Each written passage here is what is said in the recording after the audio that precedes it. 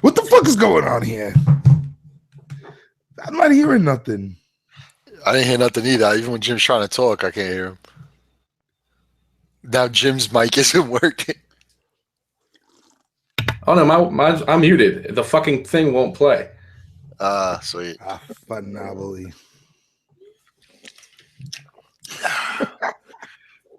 Look, I'm gonna have to pee because I'm out of my third fucking bottle of Voss.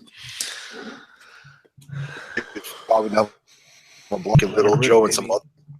Wow, that's what planned me, but they kind of gave up. Do you hear that? Glitch. That was you? All right, because we're live right now. Fucking. That was off-air conversation. I think the one person who watches us on YouTube a week doesn't mind if we're fucking up right now. All right, hold on. It's on private. I shared it only with you guys. Oh, all right, sweet. Yeah, let's talk about bitches. I'm getting ready to play it again, okay? Except when it does go live, this needs to get somehow edited out. Good thing I didn't name my bitches. All right, hold on a second. Now it's playing. No. Okay. Why haven't Shut you up. checked the children? Hold on. All right. We're good there. This is going to be a take two, by the way. Slice and dice, dumbcast. That's what you need one of them fucking things, man. What they call them gimmicks, Joey? The fucking Action. Yeah. A take two. Okay.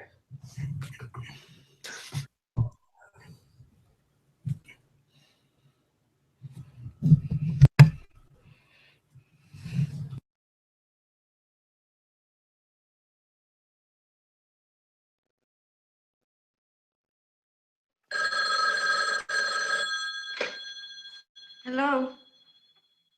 Why the children?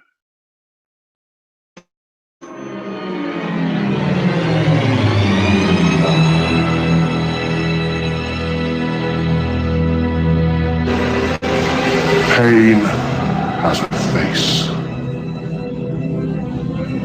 Allow me to show it to you, gentlemen. I am pain. Here's Johnny! I met this 6-year-old child with this blank, pale, emotionless face and the blackest eyes, the devil's eyes. You are one of us, Michael! Hi, I'm Chucky. Wanna play? When there's no more room in hell, the dead will walk here. Coming to get you, Barbara.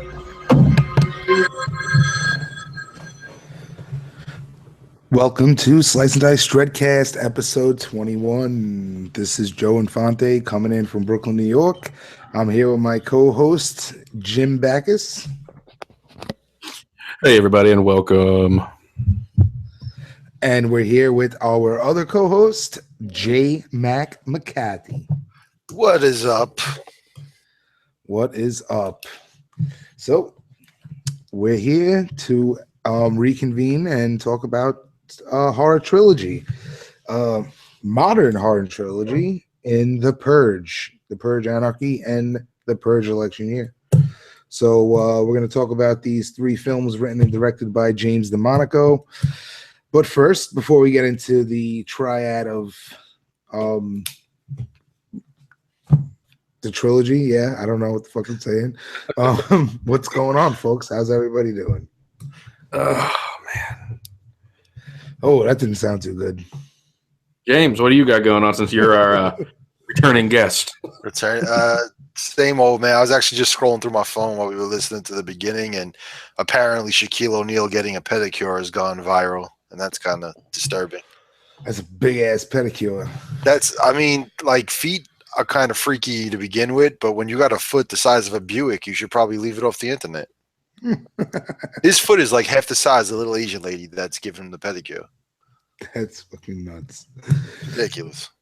I more on Shaq's Petty. Nah, Shaq's Petty's going good. I was gonna say I have some bad news. I didn't read an article, but I saw a thread on Facebook before that M. Night Shyamalan's Tales from the Crypt is now defunct. They're not going to do it. What? Yeah. Was it because Split made so much money they're going to just pour all their focus into the sequel and F any other project that was coming up? Glass, right? Yeah. Which I'm interested in, but come on, man. There's fucking plenty of time to do all that shit. Did we talk about that at all on the show? Split and Glass? I don't think so.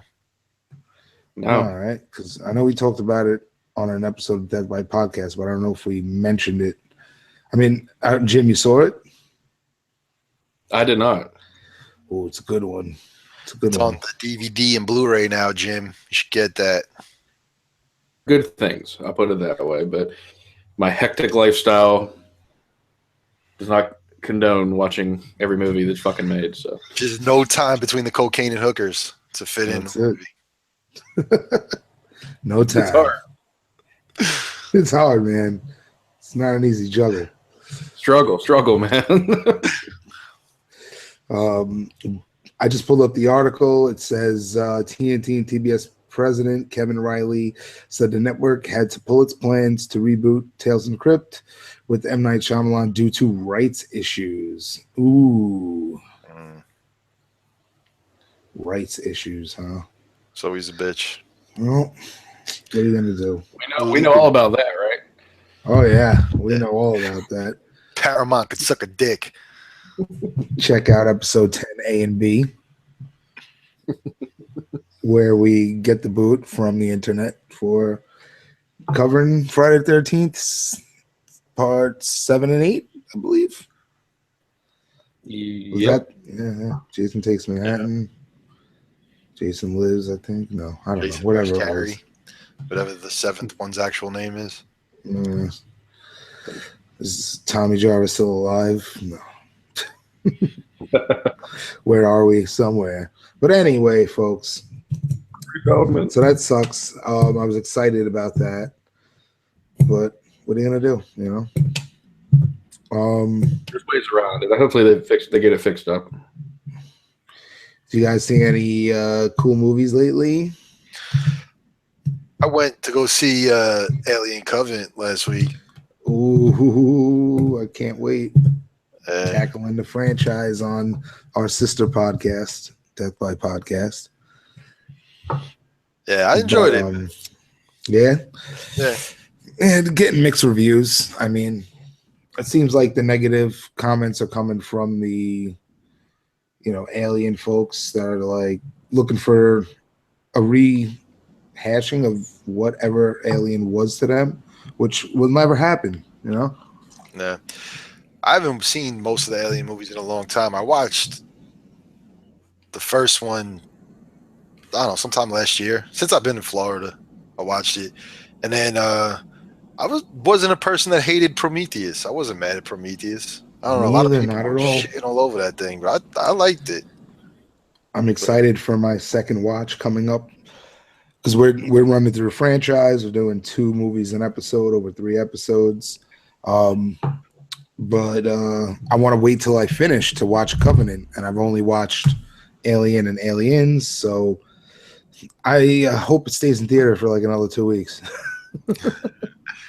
Should be around for a while, but yeah, I went to go see it by myself. That was my new thing while I was working. The hours I've been working, go see movies alone. I like that. No big deal. Normally I'm the only person in the theater, but I went to go see this, and it was me. And I walked in, there was about friggin' 20 other couples in there, so I was by myself. But then I didn't feel bad because as soon as the coming attractions ended and the lights dimmed all the way down, this like 70-year-old woman came in by herself, and she sat 2 seats away from me. So I was like, all right, at least I'm not the only loser in here. Oh, There you go. I got this 70-year-old chick. See if she wants to share her popcorn. Yeah, got a hole in the bottom. Nacho. Holy shit! Watch it. Oh man. What about fuck now I forgot what I was gonna say with that damn hole in the bottom. Distracted me. Fuck, what was I gonna say? I don't know what I was gonna say. I saw Guardians 2. I think I mentioned that before. Did you see that, James? Nah, man, I didn't see it because I was waiting to see it with the kid, and then the wife took the kid while I was at work because I had to work last weekend. So they went and saw it without me, those bastards. But I'll catch up with it eventually. Probably gonna end up waiting for it to come out on DVD or whatever now, or fucking on the internets. On the internets. I recently watched Gremlins 2, the new batch. Nice. Love Definitely Gremlins. not as good as the first one, that's for sure, and definitely not how I felt about it when it came out years ago, you know. Do you remember we went to high school with a girl? She was like she was like in Ben and them's grade, and she looked like the bat from Gremlins 2. The Gremlins bat. But she was hot. She was a Spanish girl who looked like a bat, but was hot. It was weird, man. Hard to explain. I don't recall. I don't recall. I'm trying to remember her Gremlin name now. I Batgirl. can't recall it. I don't want to say it on here anyway. She might be listening. She did. She was a Spanish girl who looked like the bat from Gremlins, but somehow was hot when she was a real person. It was very odd. When she was not a gremlin. When she wasn't a gremlin. Oh shit! Yeah, I don't know, man. I was gonna say going to the movies solo. Fucking love it, man. It's like my favorite thing to do in the world. My wife makes fun of me. But if It's I'm great. home like on a weekday and like nothing's going on, I'm by myself, I'll go find whatever movie's out. I saw Kong Island like that. Oh shit! Oh shit! Oh, I got hot, look man. at I had a sweatshirt on. I had to take it off. Friggin' I was telling Joey before I froze a Powerade and drank it, but then I was freezing because I was filled with ice. Was it a red Powerade? Yes, it was a red Powerade. You look like you're wearing lipstick. Do I? I got dyed. No good. That was me trying to suck the bottom, like, you know, when it gets frozen to the bottom, you're trying to like pour it into your face, trying to suck it through the friggin' little opening. Yeah, that was me just before we started. We were on the ground. Oh shit! Yeah, I watched a couple other movies. Probably talk about that on the list. Oh, on the dude, upcoming I Death by watched. podcast. Teresa actually put it on my wife. Clown on Netflix. Ooh, yeah. I couldn't remember if I talked about it last episode or not, but yeah, I finally watched that and yeah, I fucking loved it. Yeah, it was cool, man. Like in the first few minutes of it, I was like, "This is gonna be fucking stupid," but I ended up really enjoying it. Yeah, I was pleasantly surprised.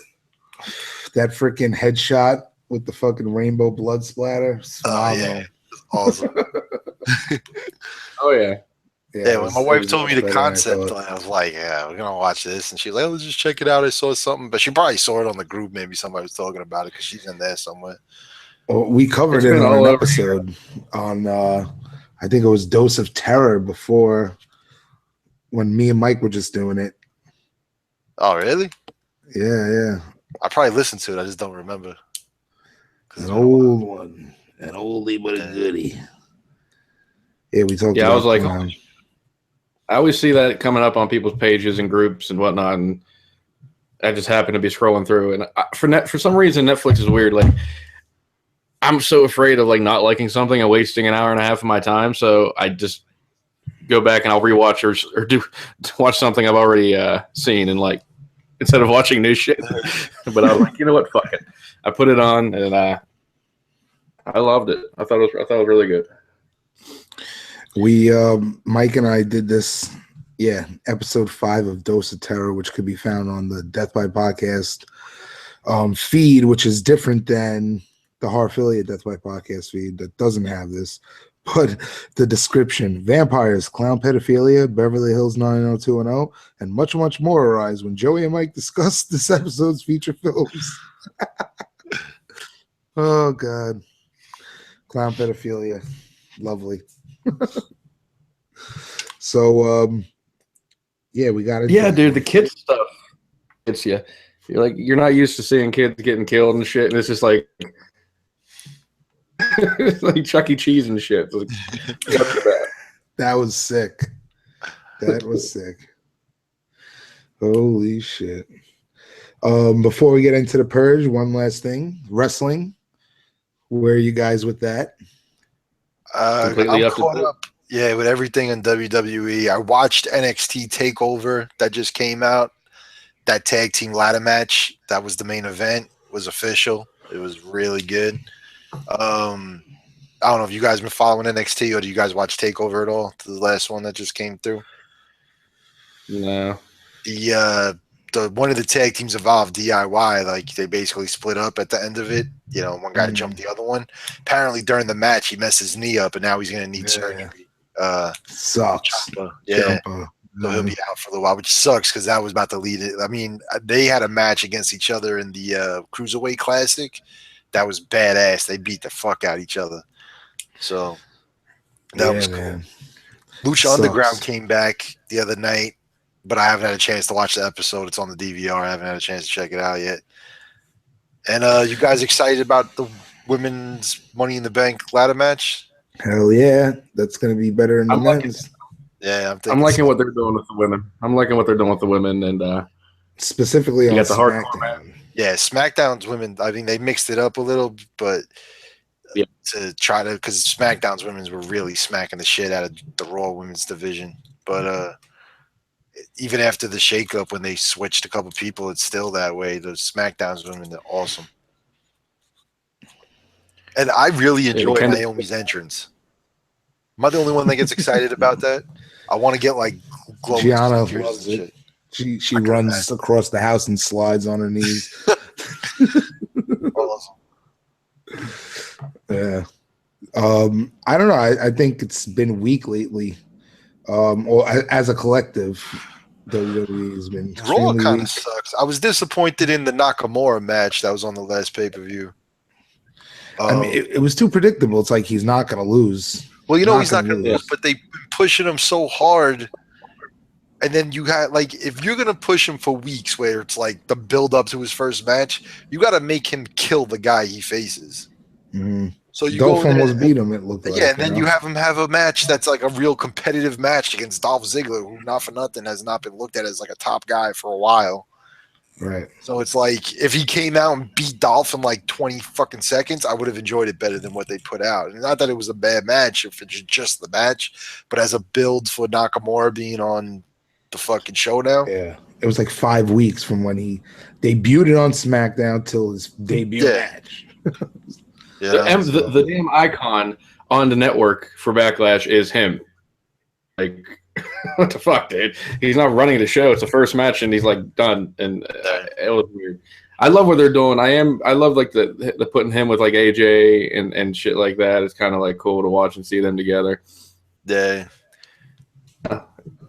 So I'm glad they're giving him a push in general, because I was kind of nervous with his English not being his first language that they were kind of going to either put him on the back burner or try to turn him into like some kind of comedy thing, you know?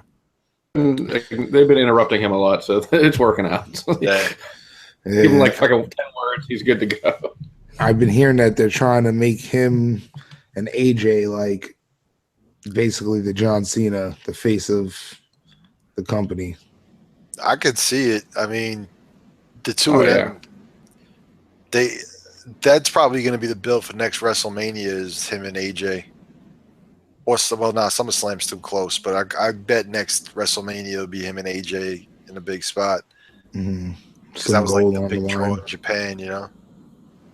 I mean, what are we going to see? Brock versus Roman? Like, who gives a Nobody cares, man. No way. No way. Now they switched over, because at first they had Heyman coming out and calling out Roman, and now Heyman's like talking about how great Finn Balor is. So I think they might actually finally be listening to the fan base and scrapping the idea of Roman Brock. Dude, if you watch wrestling at all throughout your life, you know that if somebody has a title and gets hurt, when they come back, they get the title back. Like, Balor's getting the fucking belt back, dude, no matter what. But how the hell can you put Finn Balor, who weighs $190 soaking wet, against 290-pound Brock fucking Lesnar? Yeah. I mean, they could figure it out, use the speed and whatnot. What kind of annoys me is that they keep mentioning how small Finn is. like the announcers keep bringing up how like that he's a small guy, and it's like the guys he's in there wrestling with, like he's having competitive matches with them. If he's in there getting ragged all around, then you could bring up like his fucking size. But what's the point in telling us how little the guy is if he's going to go out there and have competitive matches? You know what I mean? I mean, he's not that little, too. Like, you put him next to, Seth Rollins, not that big a difference. You know what I mean? Nah. So, yeah, you put him next to Brock Lesnar. Yeah, he looks like a fucking twig. But, like, at the same time, it's like, fuck Brock Lesnar. What the fuck? This guy takes the title and disappears for 5 months? Like, come on. That's crazy. The dumbest. It was to put a title on. You want to use him as an attraction, but why have him be a champion on a belt that really was never fully established in the first place? That's what I love. I love the analogy. Sorry, the analogy that Paul Heyman used for Brock Lesnar was he referred to him like kind of like Christmas. Week you wouldn't like Christmas so much, but when it comes around once a year, you're excited for it. So that's kind of how they do Brock Lesnar. Every time he comes out, it's like a big deal. If you saw him every week, you would get sick of him. But that's all well and good. But when somebody has a fucking belt, once every 6 months, I want to see title matches on Raw here and there. I want to see good TV. But if there's no title changes or anything, who gives a shit? When was the last time he even fought on Raw?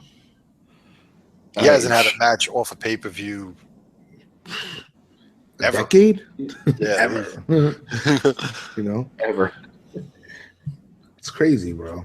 So, I don't know. There's a lot of things going on in wrestling, and this could turn into a whole nother podcast. Well, they had to change their shit around but they had to change everything around because their plans were to give the title match with Brock. So there was going to be a lot more promos, a lot more Brock Lesnar. Now they had to go switch it since he got hurt to this fucking fatal 5-way thing. They didn't plan that until after, Braun Strowman got hurt. So who knows? I'm sure Brock would have been around a lot more, but now they have to focus on these 5 people instead of just focusing on Braun Strowman and Brock Lesnar. So who knows? Who knows? We'll find out at Great Balls of Fire. That's the worst name for a pay-per-view ever. Really? I don't know what the fuck they're thinking over there. It's Vince McMahon is like 80 years old and doesn't know what decade he's living in is the problem. Really? I couldn't believe it. What's that new song again? Let's name a pay-per-view after it. Yeah. Fucking guy. I think Jerry Lee Lewis would love this. Yeah. That's what it was, yeah. Jerry Lee Lewis. All right. So, shall we get into our real deal Holyfield here? We shall. All right. So, James, this was a request because you will be departing for a long hiatus, right? Yeah. Once the next part of my training, I guess, at the new gig is going to take place soon. And once that rocks, I'll probably, for about 3 months, I will have next to no free time. So, I'll chime in when I can, and I'll still take care of the Instagram because I can do that from my phone. And maybe Joey will promote it on his podcast that he does, all 15 of them. In between shouting out the Don, we could fit in the Don. A plug for the IG. The Don in the house. IG. I gotta get the Don. We gotta get the Don on Slice and Dice. I do want to give it. Yeah, don't worry about it. What? No, nothing. You leave me in suspense now. All right, so yeah, James, you are going to be departing us for a little bit. It's like when Regis left Kelly, and now we got to find a new co-host.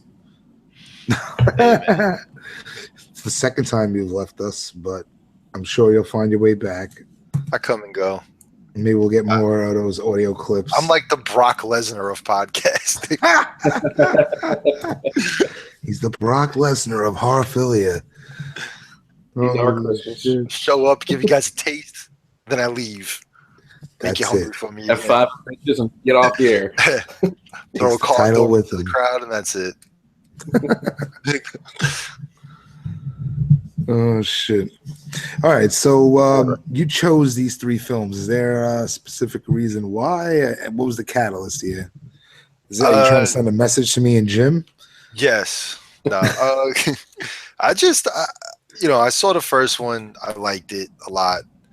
And then when the second one came out, I just was expecting it to be shit because it had nothing to do with the first. You know, like when they name something after, like there's sequels that have nothing to do with the original, cast-wise at least.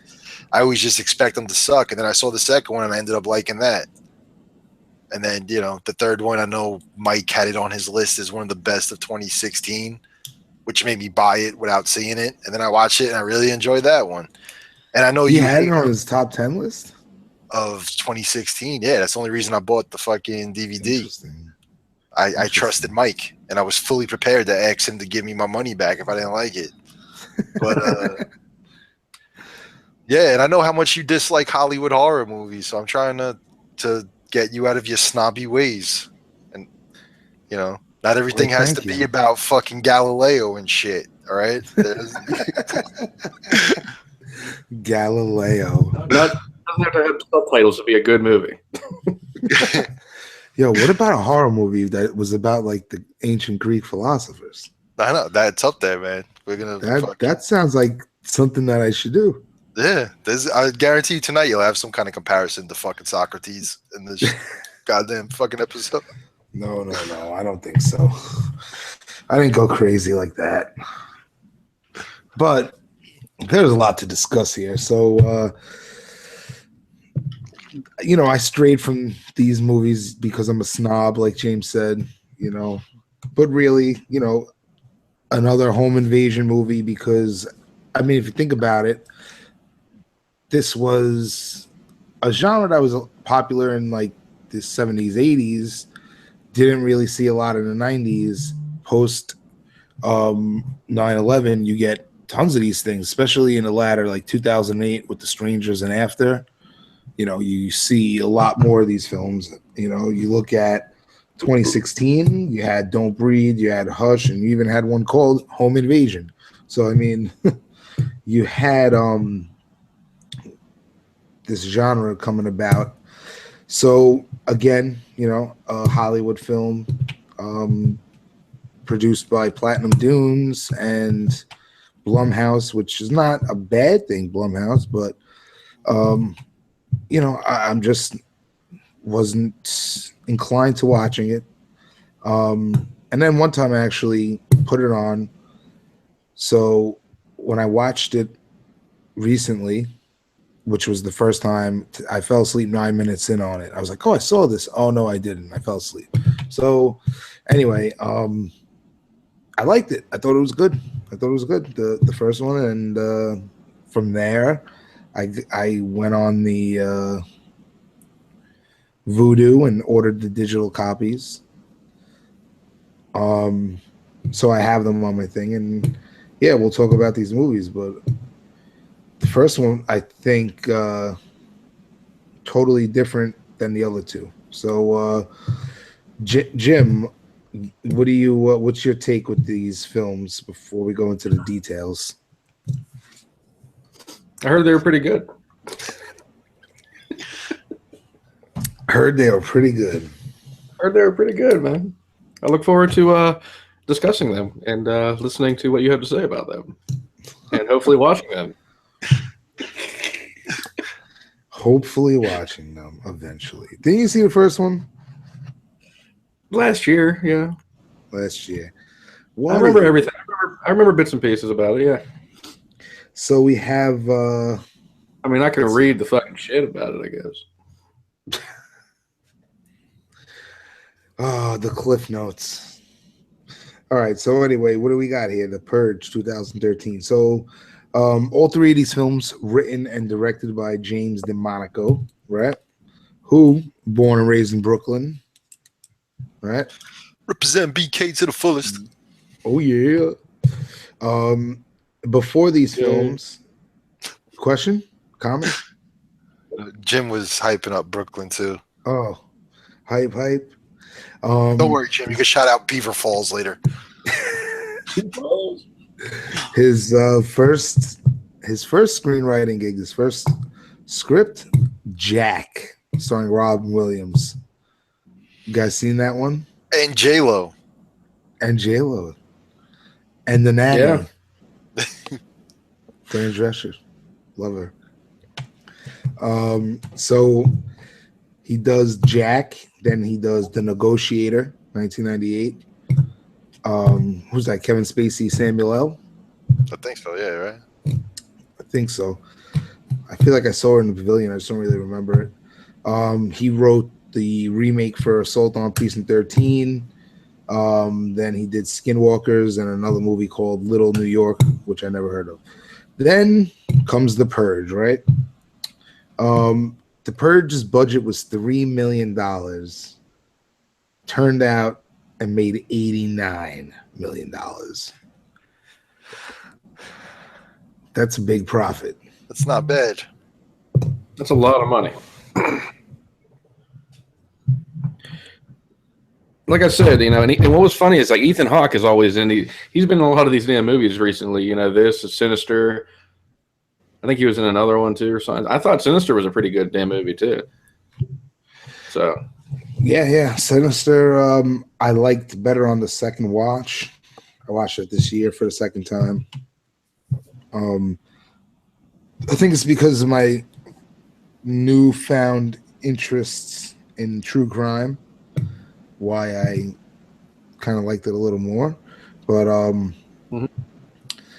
this one, Ethan Hawke, he plays the insurance protection guy from all right, so before we even get into that, let's just set the stage here for people. Maybe somebody listening doesn't know what The Purge is. So the movie basically takes place. Wait, Jim, I know you might not have seen the other two, but you still got to pull up their synopsis, right?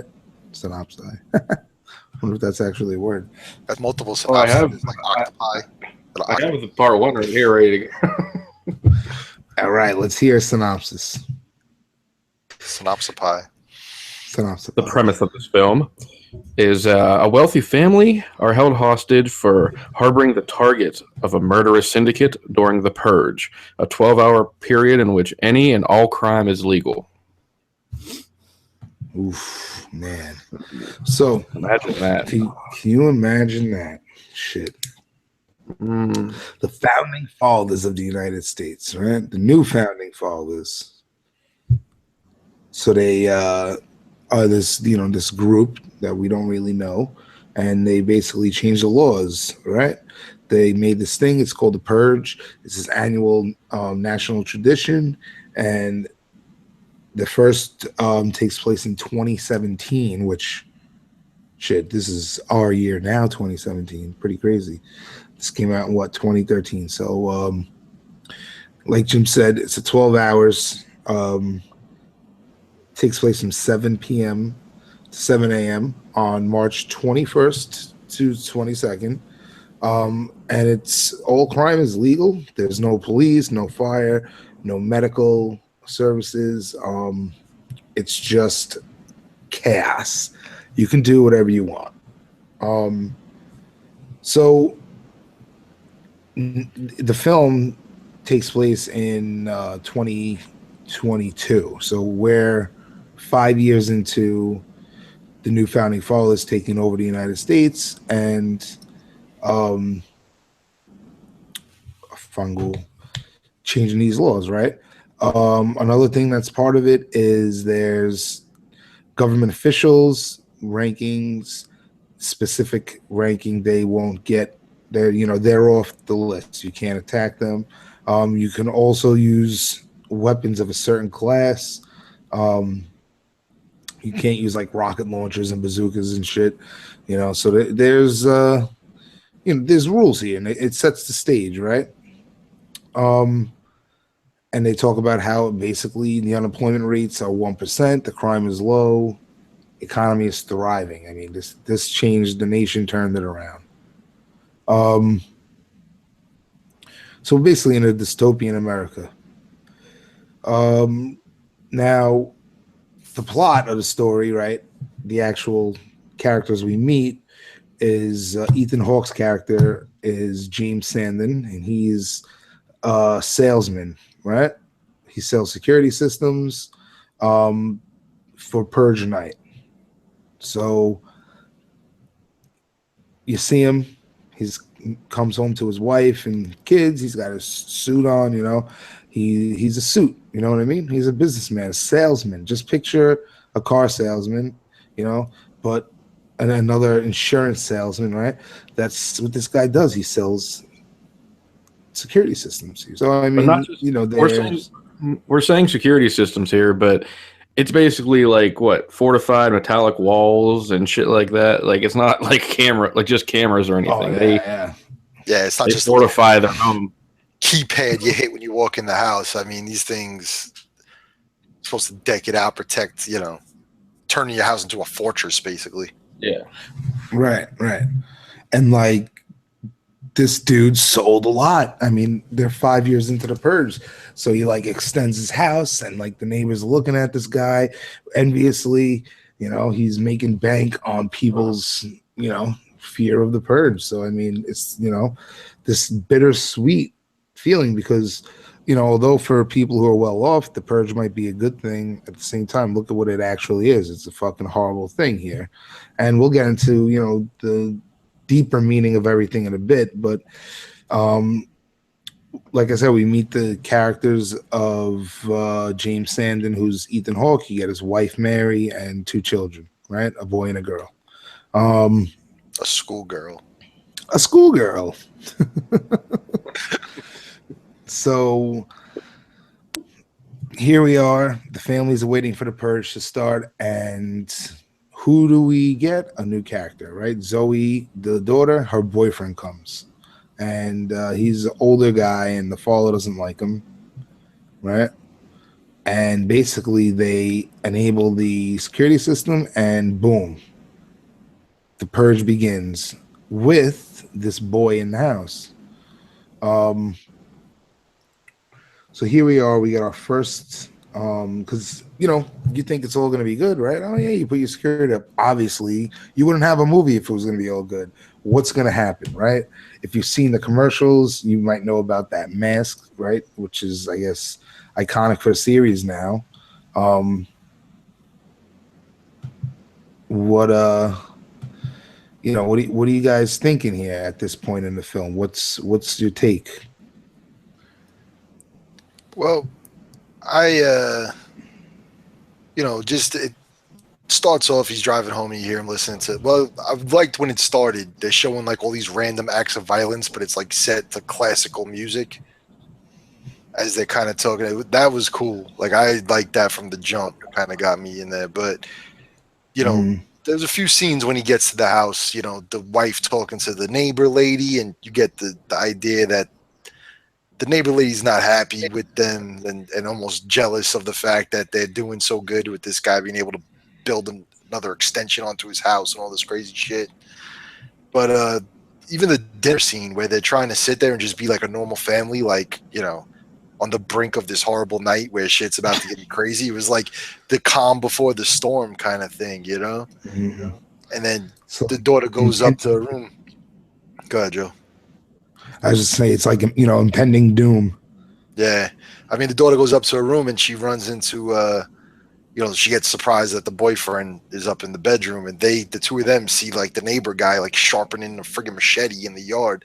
And he gets the idea. It's like, you know, all right, like your neighbor could be going out and killing people tonight, you know, like you see somebody actually preparing for this thing. And these are like well-off people. It isn't, you know, people you'd expect to go get some hacking weapons and head out in the streets. But, you know, from that point, once the house gets locked down, it's like, I also enjoyed the kid asking the parents questions about the Purge. The boy, who I kind of wanted to punch in the face a little bit, the son, you know, that creepy ass little control car thing that he had. Yeah. But even him, like, you see, like, through the eyes of a child, like, not fully understanding what is going on, you know, like trying to get a grasp on it. Asking his parents if they do it, you know, and the father trying to tote that line. Well, if we felt the urge to, you know, it's all right, and all this kind of weird, whatever the fuck he said. And even the wife, Lena Headley, who I know the 2 of you are like the only 2 people on the planet that don't watch Game of Thrones. that she's from. Fucking, and she kind of throws the husband a look when he says that, like, would you really go fucking kill somebody tonight if you felt up to it, So, yeah, it's it leaves a lot of questions, man. It opens up a lot of questions, like what would it possess somebody to go out and do that? I mean, the movie basically everything is what it is until 2017 when these things change. As far as we know, we don't get a prequel yet. We'll talk about that later. But you don't get an exact detail, except they say like unemployment, job problems, economic factors, all the shit that fucking is going on in the world today, man. Going on in our country specifically today, especially the violence. It's out of control. And I mean,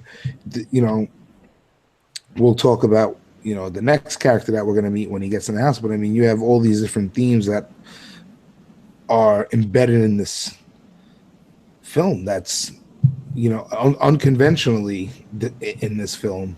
We'll get to that in a sec. But anyway, as far as the storyline goes, we meet a new character, right?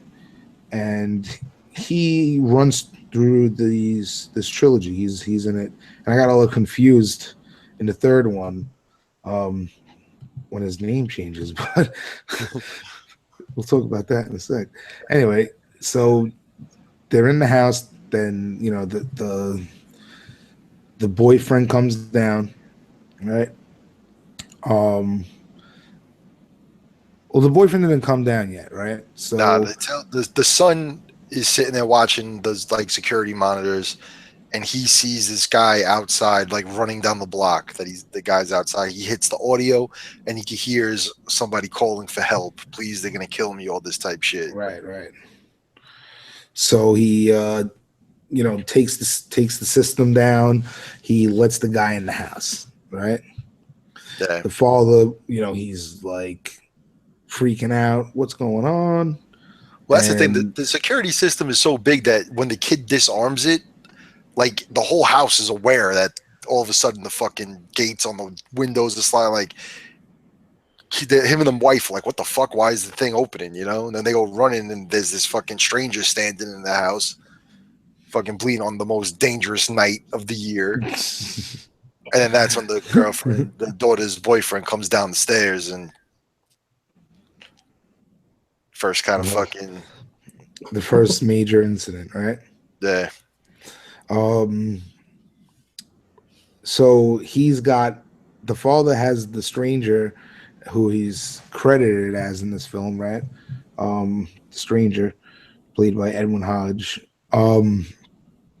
He's held at gunpoint by James, and then the daughter's boyfriend comes down.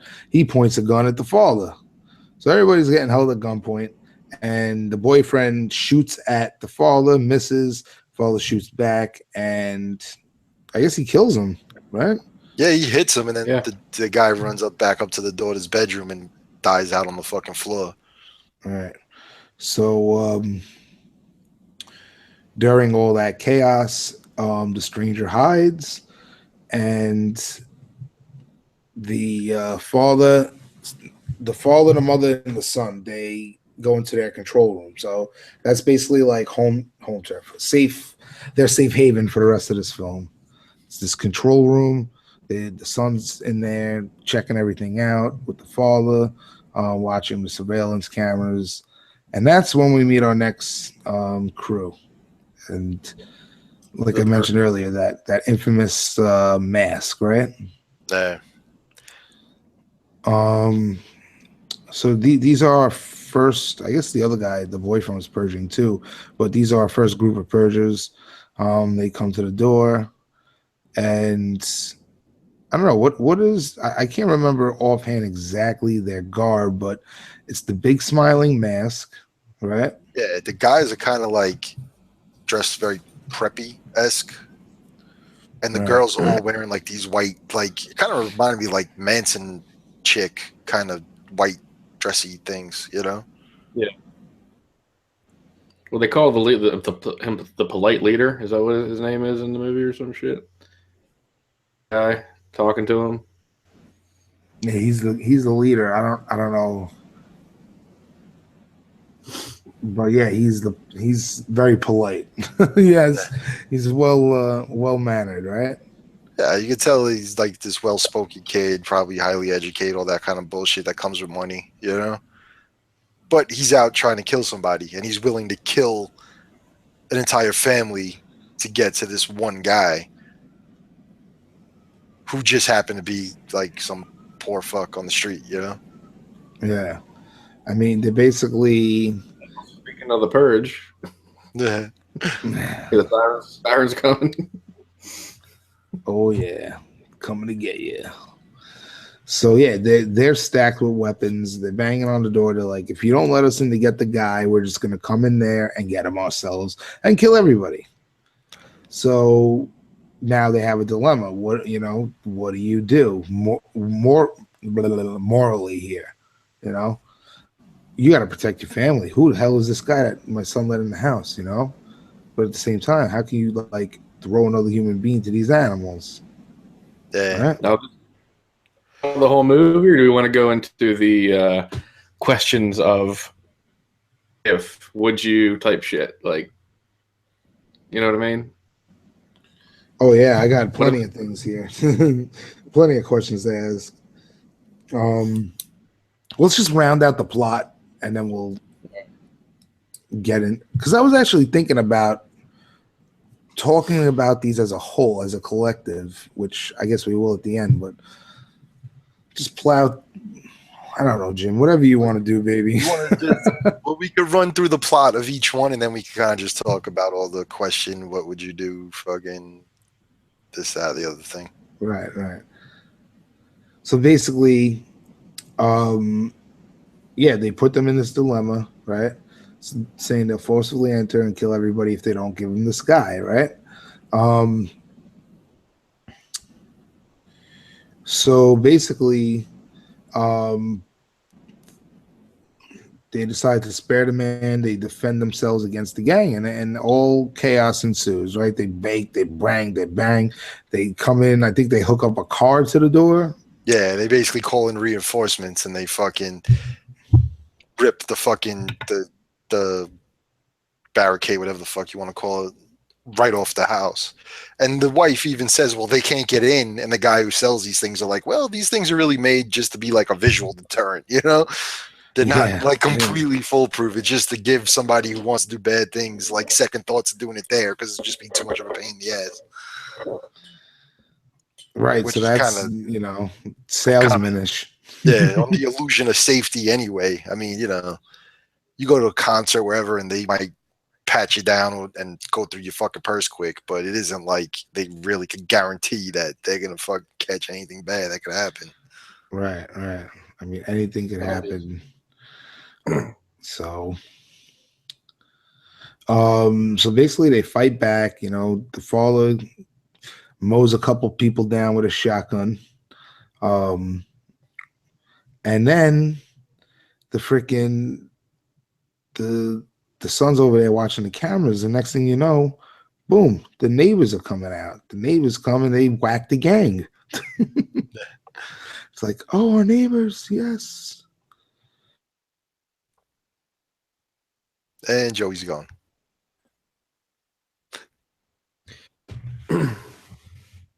That's funny. But yeah, it's like I remember watching it, and it's like I'm just thinking to myself, the whole time, like, is it really worth it for this one fucking dude that you don't even know? Yeah.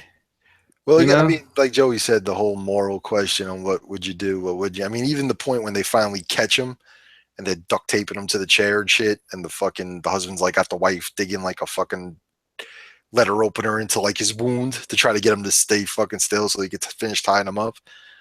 Yeah. The wife is like, what are we doing, Well, it's all morality. Like none of us are probably right. We've had discussions about you're born a certain way, your serial killers, certain ways, or can all of us at some point turn into, that type. I guess during this time, you probably find out who you really are and what you can and can't do. And yeah, I don't know. I'm Joey back whenever he unmutes the mic. Here, How long was I out for? I was fucking just talking. You said something about the neighbors, and then you were just gone. Like, holy shit! I said a whole. I was like, "Where the fuck you go?" Oh my gosh! I was just talking, saying a whole shit, and I didn't even realize. Nice. Holy shit! My camera's off. What the fuck is going on here? There you are. Another day in paradise. Anyway, where are we here, folks? What were you guys saying? Start whacking off the cat. Yeah, they did. Oh shit! But we were talking. Me and Jim just started touching on the whole scene when they finally tracked the guy down. The fact that you could lose a human being in your house, like, just talking about just the excess of the extremely wealthy. Like, who the fuck needs a house big enough that you could lose a person in it? I know he extended it, but come on, really? You couldn't find the fucking guy? Yeah. I mean, even with the son with the stupid little remote control car fucking helping him out and hiding him in his fucking hiding spot or whatever the fuck it was. It's like the kid had a remote control car from 2050, not 2017. I don't see that shit nowadays. Yeah. But like I was saying with Jim, like when they get him and they tied him to the chair and they got the wife prying the fucking let her open her knife, whatever it was, into his wound, and she has like that all of a sudden, like, what the fuck are we doing? Mm-hmm. And they finish time, they don't know what to do. And then, but we always talk about the morality of like, would you sacrifice this guy to fucking save your family? But if you're the guy, would you sacrifice the life of four innocent people just to save yourself too? That guy's going through his own shit, And then he eventually tells him, like, save your family or whatever, and he's going to give himself up. But I mean, the movie is just one big oxymoron. It's a extremely violent movie with a message that's anti-violent. Yeah. Well, I mean, once they get in the house, I enjoyed all of those scenes. Even the outside, when they were like kind of waiting on their reinforcements to get in the house, and they kept showing like that surveillance footage of like the girls fucking dancing and the mask kissing and all that bullshit. Yeah, it did a good job building up the suspense. Yeah, definitely. just being creepy fucks outside, and that whole scene where the fucking guy's talking to Ethan Hawke and his buddy comes up screaming in the window, and he just blows his fucking head off. Mm-hmm. And he's like, he was my friend. I don't even know you, or whatever the fuck it is that he says. It's like, Jesus Christ.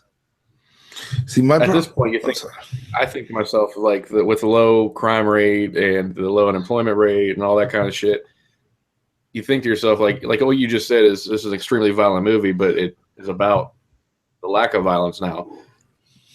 Really, this comes down to you can't make an omelet without breaking eggs. The end result is better just for having, one 12-hour period of chaos,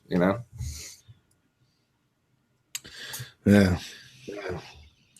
So the neighbors come, right? All these people end up dying from the gang, and they think they're going to get saved. But meanwhile, they end up telling them how they hate them because of their, acquired wealth from selling the insurance, security stuff. So they basically tie up the family and get ready to kill them, So also that neighbor lady, I thought she was great. Like, she doesn't blink at all when she speaks. Yeah, she's just this wide-eyed freak. Like,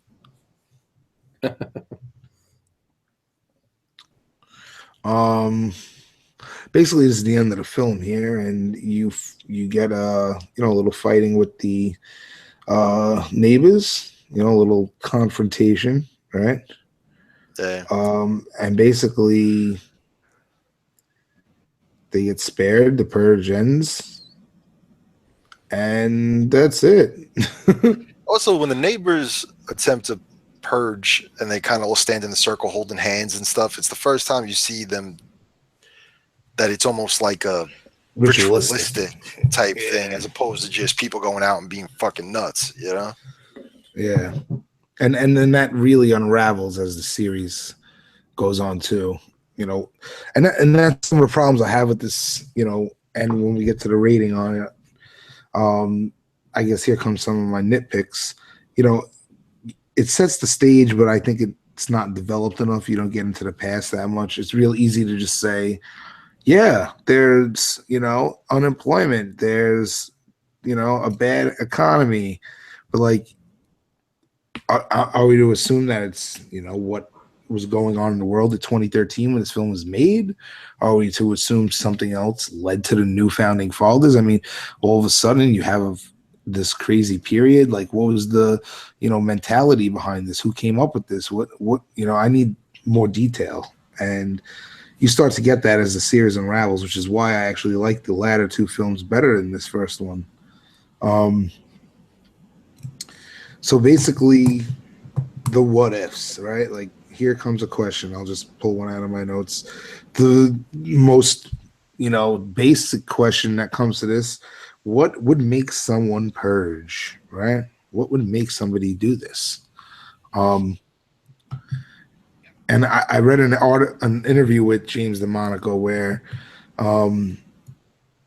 you know, he's talking about like, yeah, if I was in this situation, in this world where I have to worry about my child, nobody's coming near my child. I'm gonna cut their head off.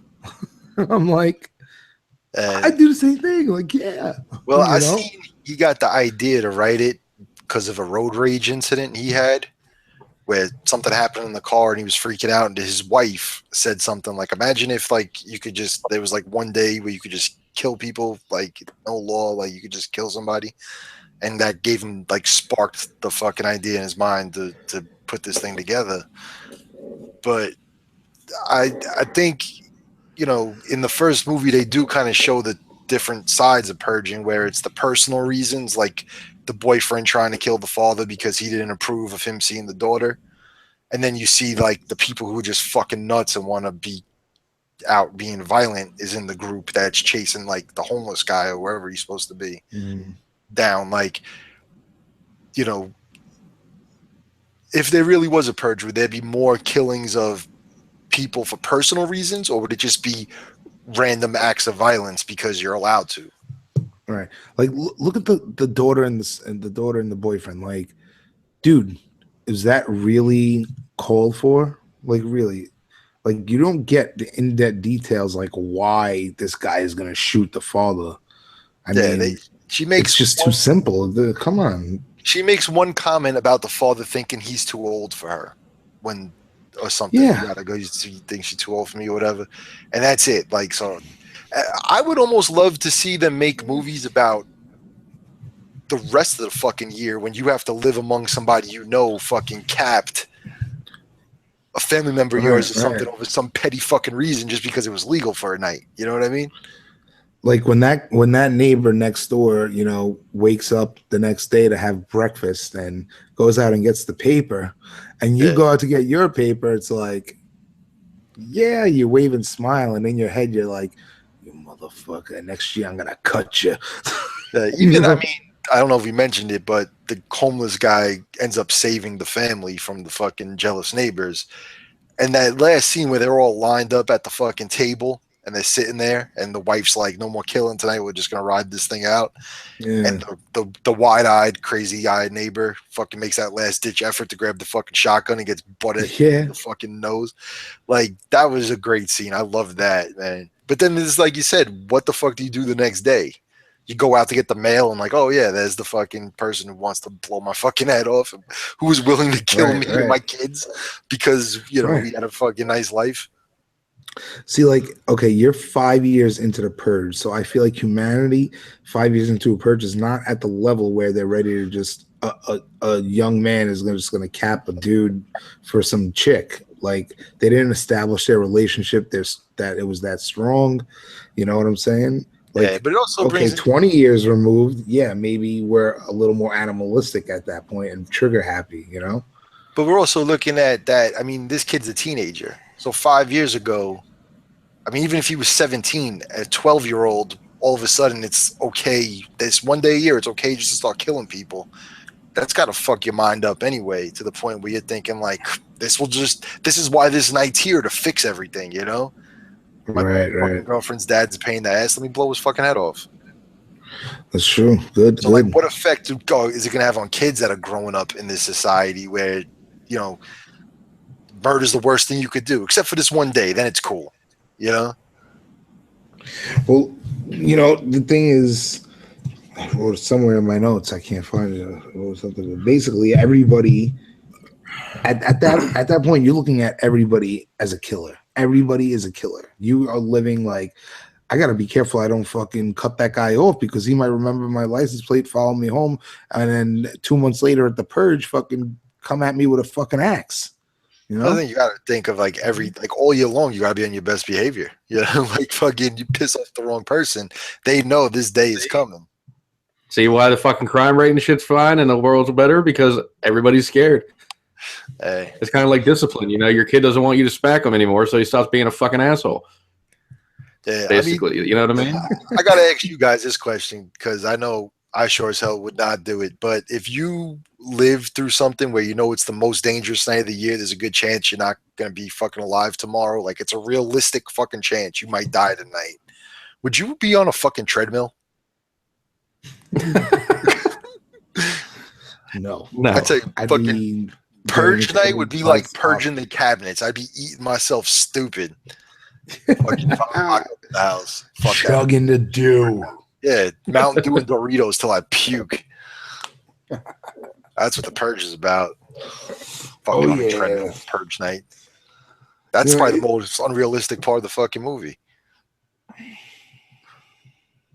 And you got to think of people today, like real people. You think that most people in the world are kind of like, God, I would do this, except I don't want to go to jail forever.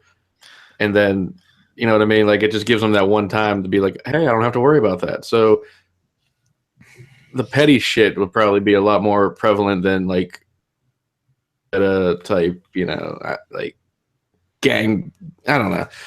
I don't think a lot of it's would be well thought out. I think most of it would just be like, hey, I can't get in trouble now, so I'm just gonna go and, hey, that chick's hot, I'm gonna go rape her, or you know, that dude pissed me off, I'm gonna go kill him. Well, you didn't see part 2 and 3. We're talking about one. We could probably jump into the next one now. I mean, we will talk about it as a whole and stuff anyway. Yeah, I got some things to talk about.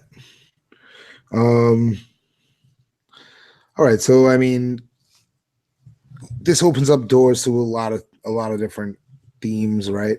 But they really get into it in the second and third film.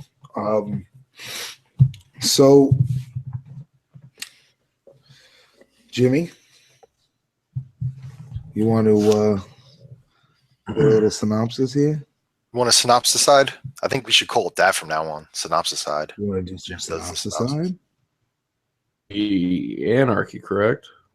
Yes, sir. Yes. All right. What I'm seeing here, it says 3 groups of people intertwine and are left stranded in the streets on a purge night, trying to survive the chaos and violence that occurs. Yes. So instead of one family in a house, this is 3 groups of people intertwined. Yes. So the first one, straight up home invasion movie, right? So I mentioned that earlier. You know, the home invasion genre was really getting a boom again. You had all those movies coming out, Strangers, Last House remake. And like I said, even in 2016, we had a whole bunch. But then the film totally shifts here in many different aspects. So, all right, we still got the same. That's the beauty of this trilogy. I didn't know, you know, when I heard about it, but it's written and directed by the same guy, you know, throughout the whole thing. So, I mean, that's huge. That's huge. The vision is there. It's really collective. So that's a beautiful thing. All right. So we're talking about the Purge Anarchy, right? So right away, obviously, you have the title Anarchy, so we know more chaos, right? But the film takes place a year later now, in 2023. So we're a year into it, 6 years into the Purge now, and shit. How does this begin, man? We meet, I guess.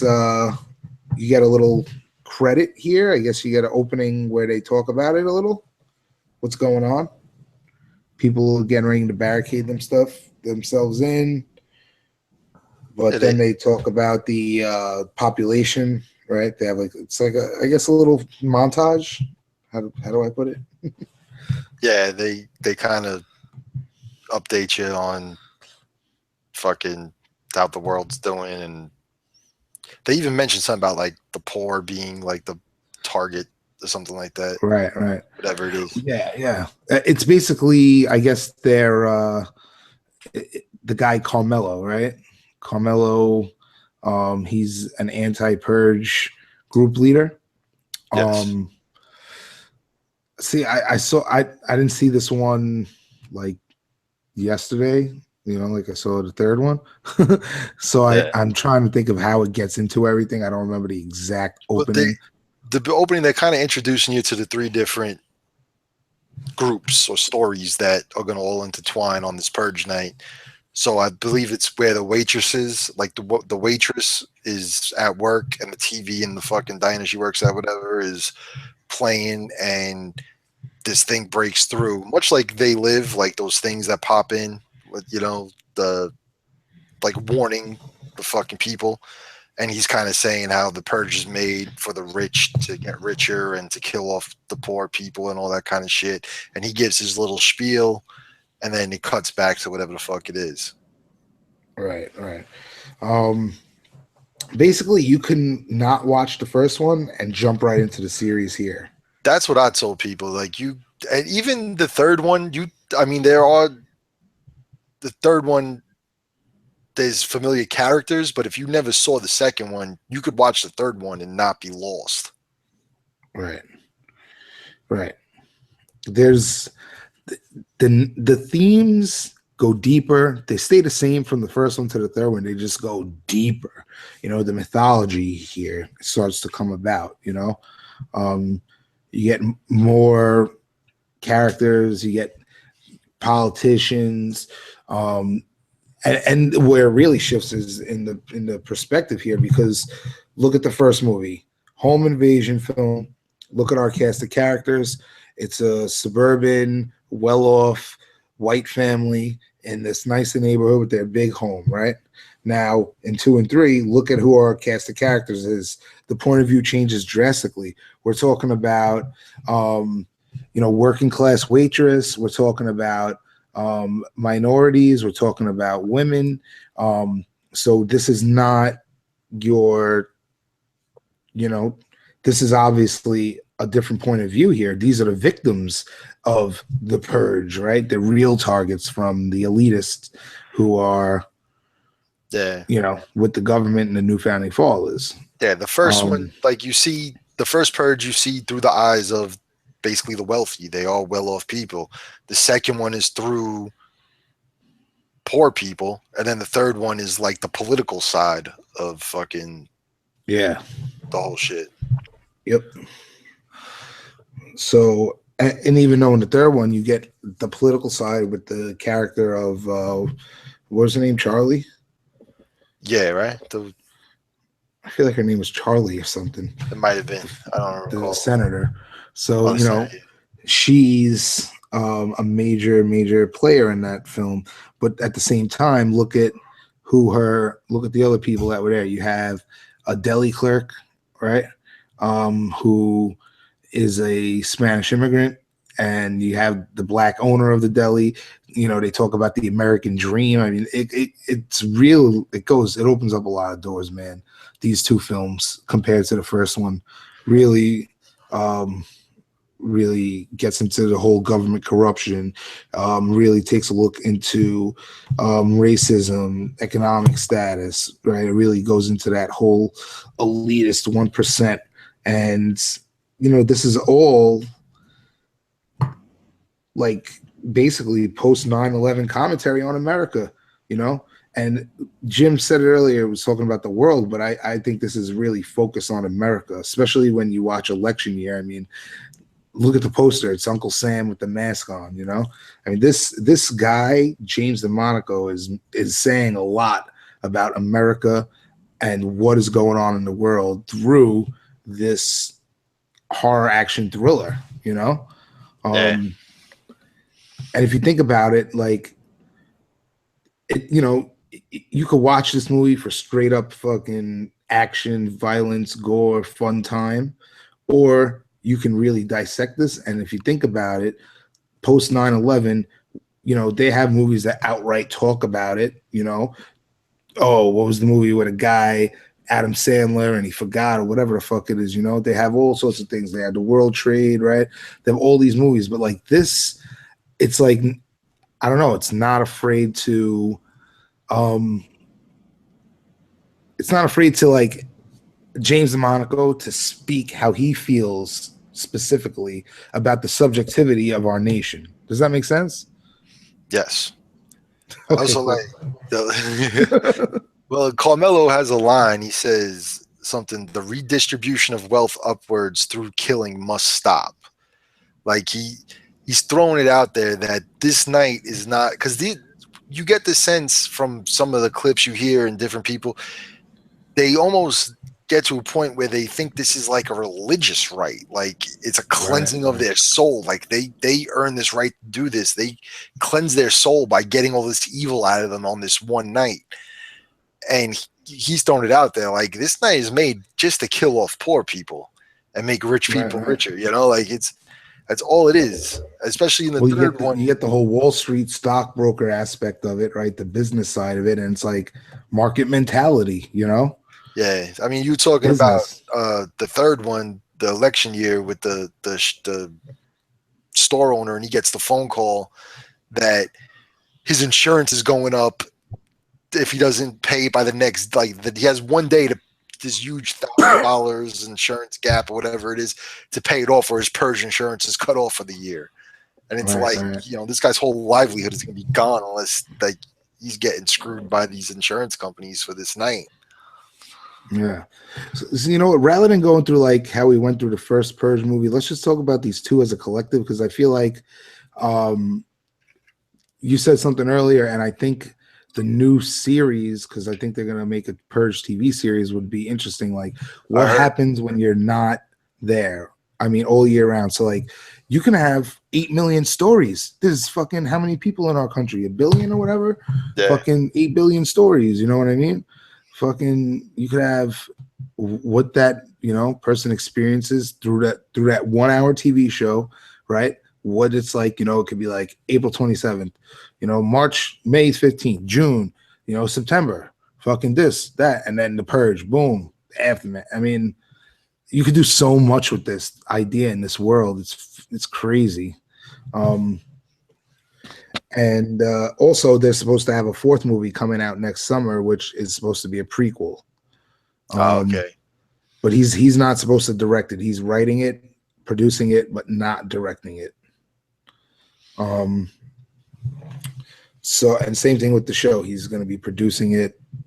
I don't know how. I heard that the show might be titled Purge Civil War, because at the end of the third one, they took, I don't know, I guess we get into it. Fucking, basically that woman's going to win, and her idea is to end the Purge. And then there's people that are like dedicated to the Purge continuing to go on, and like almost like a civil war is going to break out in the country between people who feel that they need the Purge and people who don't want to get killed randomly. Right, because in the election year, it literally turns into like, Democrats, Republicans. It's totally. I mean, it came out last year, so he probably wrote it and everything, all while everything was going on that year before. Donald getting into the thing because what 2015, August of 2015, I remember that's when they were doing the standing on the stage, all of the candidates for Republican. It was like 15 of them, and I'm like, this fucking guy is not going to be a president of the United States. Get the fuck out of here. You know what I mean? Slow and bold. So I mean, that was all happening while he was probably writing this movie. So yeah, it's interesting you say that because I noticed too here. I mean, it's obvious, but like in the first two films, you don't really see both sides like you do in the third one, where it's really like, oh, you have this whole underground movement. You have Laney, the character who drives around in an ambulance during the purge every year, helping people out, taking them to underground triages. Yeah. And they hint at her past as being a purger who was like badass. They I forget how they say it in Spanish, but her nickname was like the Little Death because she was out killing people as like a kid. Yeah, and you know what? There was some flaws here in these films. Let's talk about that, right? So Laney in the third movie, you go to you meet this crew, right? They're in a convenience store, deli type deal. Joe is the owner, and then his what's the Mexican kid? Yeah, the Mexican kid, Marcos, I think his name was. He's the his like helper or whatever, Yeah, he's an employee of the store. Right, an employee helper, an employee. And then you meet Laney, who's been going to the store since she's a kid. So in that initial scene, you meet some, purger that is getting ready to go. So they're like fucking teenage girls, two teenage girls stealing candy bars. Yeah. I'm like, what the fuck? It shows, I mean, the mouth on that broad, man. She should be on Slice and Dice Dreadcast. She annoyed the crap out of me, though. The bigger boobed one. Her fucking acting kind of made me want to slap her in the face. There are big boobs in this movie? Yes, there's boobs. And at one point, they're bloody boobs, Jim. So you need to jump on that shit. Put it on now while we're talking. You got time to watch it. But fucking, that... Like you said, that acting something small, but something small, like you got to watch the way you act, because something small could lead to when Purge Night comes, this person wanting to kill you. Joe stopping this girl from fucking trying to shoplift from his store put him on the list to get hit when the Purge Night came, that she was going to show up. And that car decked out in the Christmas lights was fucking dope. That was pretty fucking that sick. Whole scene. I loved the use of music in the third one. I mean, I guess we could say the Parliament. That shit was so dope. And when I first put it on, I didn't like the way they voiced over the purger in that opening scene, that her family sitting there. He has the mask on, he's listening to the music, he's sitting in the chair rocking his head, and the family's all fucking tied up and bloody and shit. And the way they like voiced him sounded weird to me. I don't know if you fucking picked up on that, but it sounded strange. Like it wasn't. I would have rather the dude just talk. It sounded like you could tell it was recorded at a different fucking spot than that. But that was dope. And then, like, just think of the idea, like, of every annoying teenage girl you know, and now she's out in the streets with fucking golden AKs listening to Miley Cyrus at the top. You know what I mean? Like that whole scene with the fucking Miley Cyrus song playing and the fucking car with the lights on it, and they're wearing the fucking just ridiculous outfits. It was like a fucking one of those like festivals or some shit, you know? Like the Purge is a party to some people. Right, it is. I mean, look, in this one, they open up what is it? The way when they travel from other countries to come here and purge. The purge tourists or whatever they call them, like tourism, murder tourism, which is a real thing in this fucking crazy world. And people come from other countries and shit to come here on Purge Night, and you guys, we come here to kill and whatever, like Americans, you know. And it's like, is that the idea that we got from the fucking rest of the planet, that we just want to kill everybody? Right, and that's the thing. That's what I mean when DeMonaco. This is his statement on the state of America, you know. And I think it started off with the Purge being about violence in general and like guns specifically, because look at how much gunplay is in that film, where in the other films it turns into more different things. You get guns, hand-to-hand combat, gore scenes, but Yeah. I mean, guns are a primary element to these films. He probably didn't intend to get into election year and have this whole ordeal. I think it started out with, this is the gun situation, because think about that time, 2000, post 2010, 11, 12, 13, there's a lot of shit going on with the NRA and fucking a lot of all this gun violence really erupting. So, it's like, well, this is my take on that. Yeah, there's this film, I think and it just goes deeper.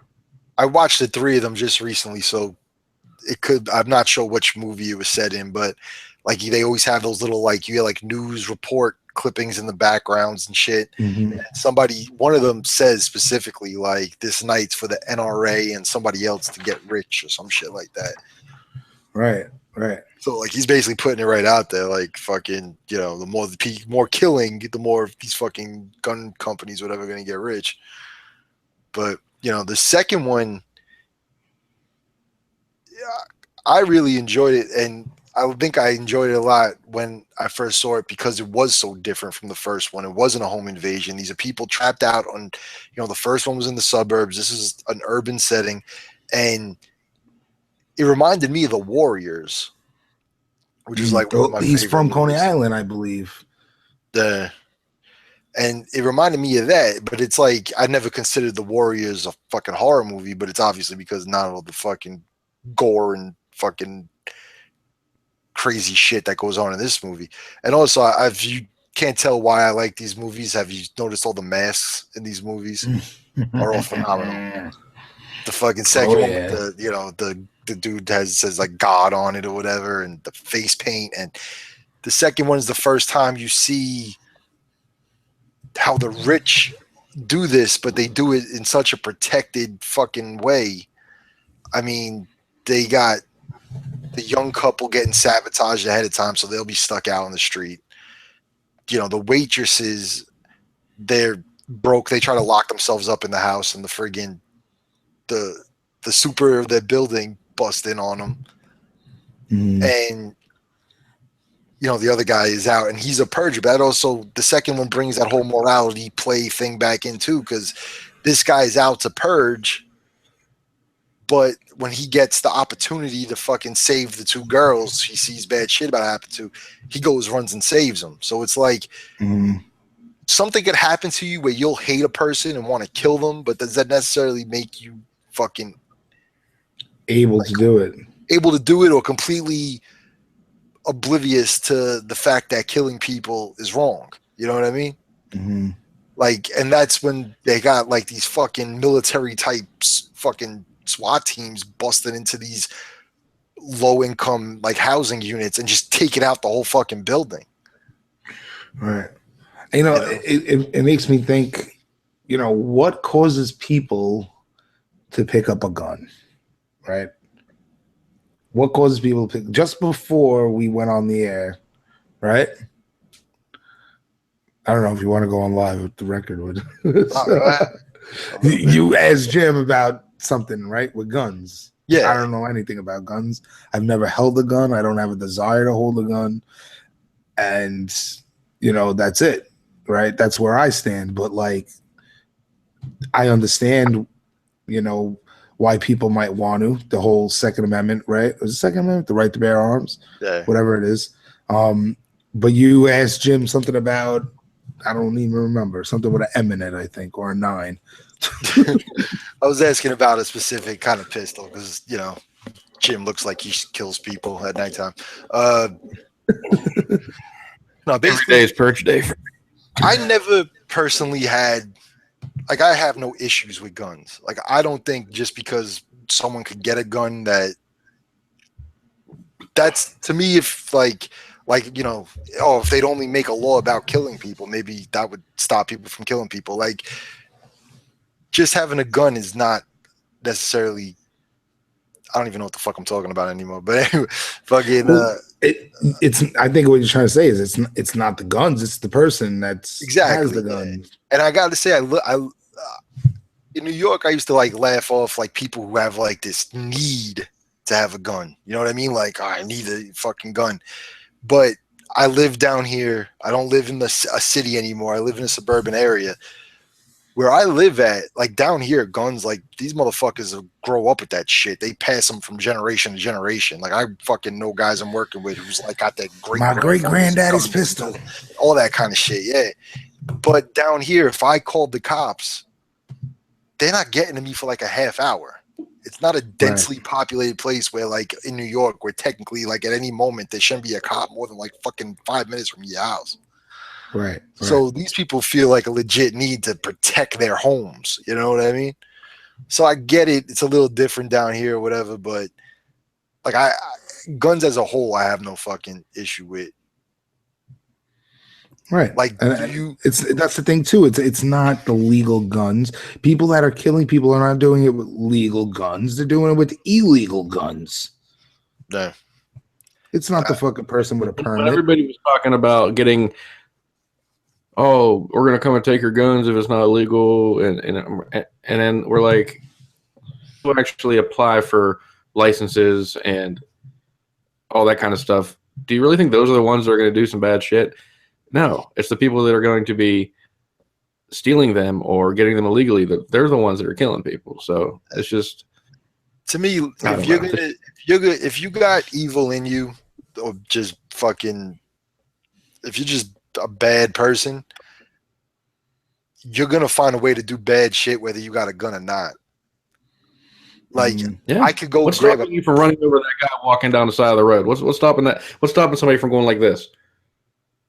And then just keep going about their business. You know, I could grab a fucking pen and go into a place and do damage with that if I wanted to. You know what I mean? Like it's not gonna fucking stop nothing. I mean, look at they say what? Oh no, okay, it's the movies that are doing it, right? Dude, the whole world sees these movies. It's not just America that sees movies. There are many countries around the world that see the same movies we do, right? Do you see them with the high fucking gun violence crime rates? Do you see that murder rate in these countries? No. It's fucking our country. So what's the problem? What's going on here that we're so fucking trigger happy, that we're so fucking crazy with these guns, you know? I worked with a dude down here that was fully convinced that like video games are the reason like fucking kids are going violent.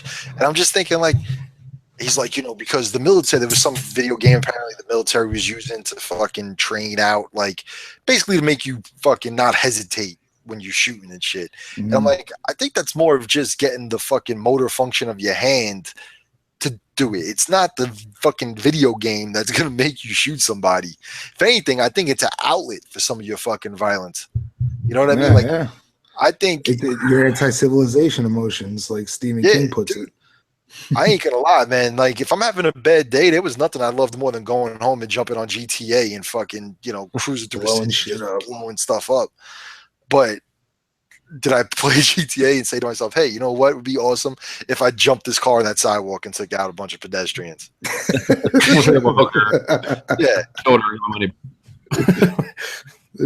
Like I grew up with Mario Brothers. I didn't go around and start jumping on fucking turtles. Like, yeah. Yeah. What the fuck, man? You know, I mean, and try to go down sewers thinking there's a big fucking world down there with coins and shit. Like, it's so stupid.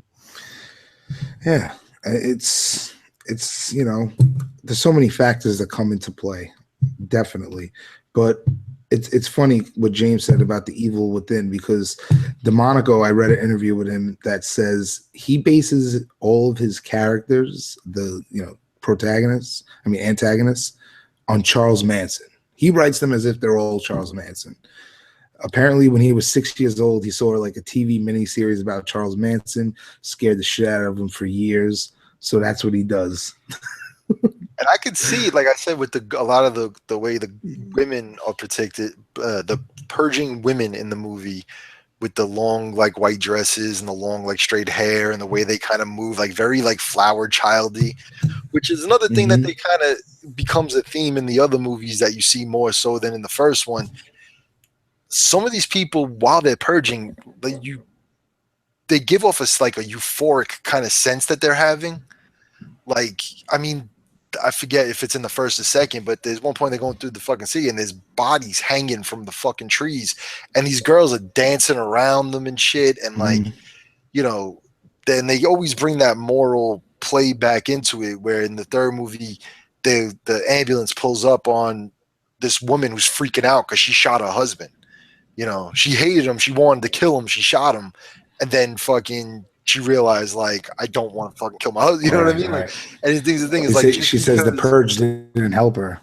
Yeah, it's, you know, and I mean she didn't feel better after it or something. And I also, the second one, how the waitress's father, like they had going through hard times, they're broke. The father has all kinds of medication I wanted to and talk shit. about that. And they call him, he's martyring himself, where he sells himself to a wealthy family to let them kill him on that night so that they can purge and cleanse their souls. And it's like, and it just reminded me, and I have no issues with hunting, especially like if you eat what you hunt, like cool. I think trophy hunting in general is kind of fucking stupid. Like, you went on a fucking safari and shot a lion, like, and you're like so proud of it, you got to fucking hang. Like, did the lion have a fucking gun too? Like you know what I mean? Like, there's not really a big accomplishment there when you have fucking high-powered weapons against a fucking animal. You know what I mean? Like, if you kill a lion with a fucking spear, you hang that bitch on the wall. But if you fucking shot it, then there's no reason for you to be so fucking proud of it. You know what I mean? But and that's the kind of thing they show in the second movie, especially, is that these fucking rich folks, they want to purge, but they don't want to put themselves in the danger of going out and doing it. So they fucking do the martyr thing where they pay somebody to come, an older person who's on the fucking way out anyway. They pay them, or they pay these fucking kids to go out and kidnap people and drop them off there. Which that whole fucking scene at the second one, when they finally catch up to the group who all ends up coming together and they fucking drop, it just was like very Running Man-esque to me. Like, we're gonna drop you all in this warehouse and fucking, you know, now, and then like they're auctioning off who's gonna get to go fucking kill them. And even that was reminding me of fucking Running Man, where they're like pulling the dudes out to go and jump in the fucking thing to kill him. Right. And that's the thing. This movie was more business oriented, right? That's what I meant, like with that whole market play. And then like in this third one, that ritualistic stuff goes up a whole different degree into religion. They're in some crazy fucking mass, putting them on the stage, right? Oh, and yeah. Even the like in the other ones they talked about, they didn't talk about it. They said, and may God watch over you, whatever it was at the end of that announcement. But like I feel like in this one they mentioned God a few more times. So like I think there's this religious factor that comes into play, especially when you see that fucking pastor coming, he's decked out in like the priest, you know, robe and everything, packing a shotgun. Like, yeah, they do allude to. I'm not sure on the first one if it's brought up, but in the second one too, they kind of bring out like that it's almost a religious right to do this. Right, and it's back to the church and state being together. Yeah, and even the second one, they, you know, those SWAT teams that were going in and taking the buildings out. The guy who was there had his personal purge where he fucking had like a fucking 50 cal in the back of the truck that he was just gonna mow people down with. And he says like people aren't killing enough anymore. Like that moral ground is set, but the government needs this to keep happening. So we'll just go out and fucking take out, you know, half a neighborhood in the bad area. Yeah. I mean, and that's what it ends up being. It ends up being the elitists versus the poor. And like we said earlier, in election day, you get the two sides. It's basically a game of cat and mouse between the bad guys going after the good guys, chasing down the possible elect president, who's a senator and a woman, right? You get a lot of female heroes. Love it. I love seeing them kick ass in these movies. Again, speaks volumes on DeMonaco's politics, philosophies on life, outlooks on violence, and all that. It's coming directly from him. And another thing, like let's talk about the mechanics of the film, the look of the film. I mean, it all has the same look. It all has this beautiful grittiness to it, man. The nighttime photography, the camera work, it's got that handheld vibe to it. You get all different kinds of violence, like I mentioned earlier. It's not just guns. You get the hand-to-hand combat. You get some really, really freaking gory stuff, and it's a mix of it all. You get some slow motion sequences, and like James said, the amazing masks and the awesome costumes, right? And while they all have that same look to it, they also differ in scope. As far as like we talked about earlier, the first one, home invasion with a little social commentary. The second one, it goes a little deeper into the mythology. It's charged with the business aspect of it, right? And then the third one, it goes even further into the whole real political aspect of it, more into the religious aspect. So, I mean, it all has a feel. Like I can imagine the show having that same feel, the next movie having the same feel to it. So, it's important when you have this, writer director, even if he's not directing the next film, he's writing it. So the ideas and the content is coming from the original creator. So, I mean, all that stuff, it's great. And I think that's what makes this franchise work on many levels. It's although there's parts of the films that I think are kind of corny, cheesy, especially in the first one, a lot of the same tropes that you see in home invasion movies done over again, nothing special. So, when we go to rate these, that one is a little lower than the other films to me. So, I mean, all in all, the time frame gets longer in each film. You go from 80 something minutes all the way up to an hour and 49 minutes, so, I mean, they're making money. The budgets are not balloon budgets, and they're all turning big profits. I mean, they said that every movie has made more than the one before it, which is kind of uncommon for horror movie franchises. Right. And the sequels get better and better. And that's a rarity. It's almost like he's getting better and better too, with each film. So I don't know. I'm happy that I came into it. Next up is the Insidious trilogy. I'm gonna have to watch those Hollywood flicks. That's what's up. I like these movies. Yeah. I mean, I know we kind of are all over the place with it, but they're definitely movies that I recommend 100%. Check them out. I think they do appeal to a mainstream audience, which is a good thing. It's nice to see horror get attention, even though there's a good debate here that this is not horror. So that's something to be said. Jim, what do you think? What's up? These are more social commentary type movies. I mean, yeah, they might be gory and all that kind of stuff, but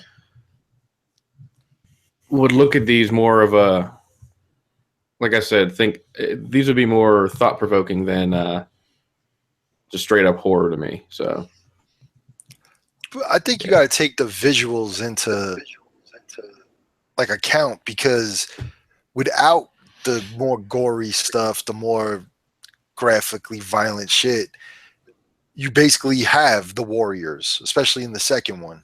You know what I mean? Where it's the same theme of a group of people being chased, being hunted basically through an urban setting. Right. So like what exactly do you have to do for something to be considered horror? You know what I mean? I mean, the last episode I was on, Joey didn't consider fucking Fallen horror. He said he didn't consider Fallen horror, but I mean, it's about a fucking demon possessing people. So it's like, if it's not just a paranormal element, it's not just a gore, fucking violent, bloody element. Like, what exactly encompasses it to make it? This is horror. This is not. It's a good question. I think it's the way. I mean, there's so many different factors because it's subjective. The way it makes you feel when you watch it, I think, comes into play. The sense of fear, dread, anxiety, those are crucial elements of horror, right? If you think of some of the origins of horror, right? Think of Gothic literature, stuff like Edgar Allan Poe, right?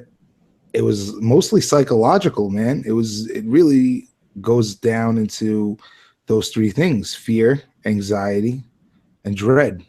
I have Think all those about- when I go to the dentist, though. Is the dentist the fucking horror show? Hell yeah! There's You ever see The horror movie named Dentist? The Dentist with Corbin Burnson. My man, Corbin Burnson. I mean,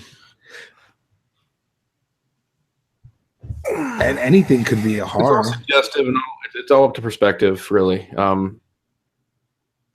I just think I think it literally encompasses a huge range, but horror is really just a generic term. But I think we can all look at something as horrific or not. So it's really just up to who's watching it, I think. Right. Except for if it's like a romantic comedy or something. No, that's not fucking horror. A different James that me and James know, he's scared of mayonnaise. That's horror to him. There you go. I want to make a movie just putting fucking mayonnaise on bread and send it to him. He's probably gonna be scared shitless. Mm-hmm. It's a horror movie. Well, fears and phobias. I mean, there's so many fucking. I mean, there's an actual name for people who are afraid that a duck is watching them somewhere. I can't think of it fucking now, but I've seen things where women are afraid of buttons. I saw a woman who's literally afraid of buttons to touch them. The way they feel terrifies her. I don't like to touch Play-Doh. I have very fucking OCD with that, Yeah, but I'm not gonna let it ruin my day. Well, that's the thing. I know, I might have mentioned it on the show at one point or another, and Joey knows, but I've had reptiles in my life since I was fucking 9 years old. I've owned a bunch of snakes and lizards and all kinds of shit. And my son grew up I have snakes that are older than him. So he grew up in a house where having a snake is as normal as having a cat or a dog. He has no fear of them whatsoever. To the point where if somebody comes by that's afraid of them and starts freaking out when they see them, it's confusing to him. He can't grasp why somebody would be so fucking afraid of something. Right, somebody could watch a movie with you know what I mean? Somebody could see something about snakes and be afraid and he wouldn't give a shit. Does it not make it horror because my son doesn't give a shit? You know what I mean? Right. That's the thing. I don't know. It's complex. It's very complex, and it's a never-ending discussion. You have to look at Fallen. Right, Fallen. Even though it's about a demon, right, possessing people, and there is suspense, that is built up. I didn't feel. I don't know, maybe if it was a little more gory, violent, it might have stepped up because it definitely had the anxiety build, but it was just lacking something. I think maybe that might be it. The combination wasn't fully there. Something like Seven, I consider it straight up horror film, Others wouldn't. Green Room, right? I consider it horror, but look at how much we've talked about that movie on the fucking thing. I don't know. It's really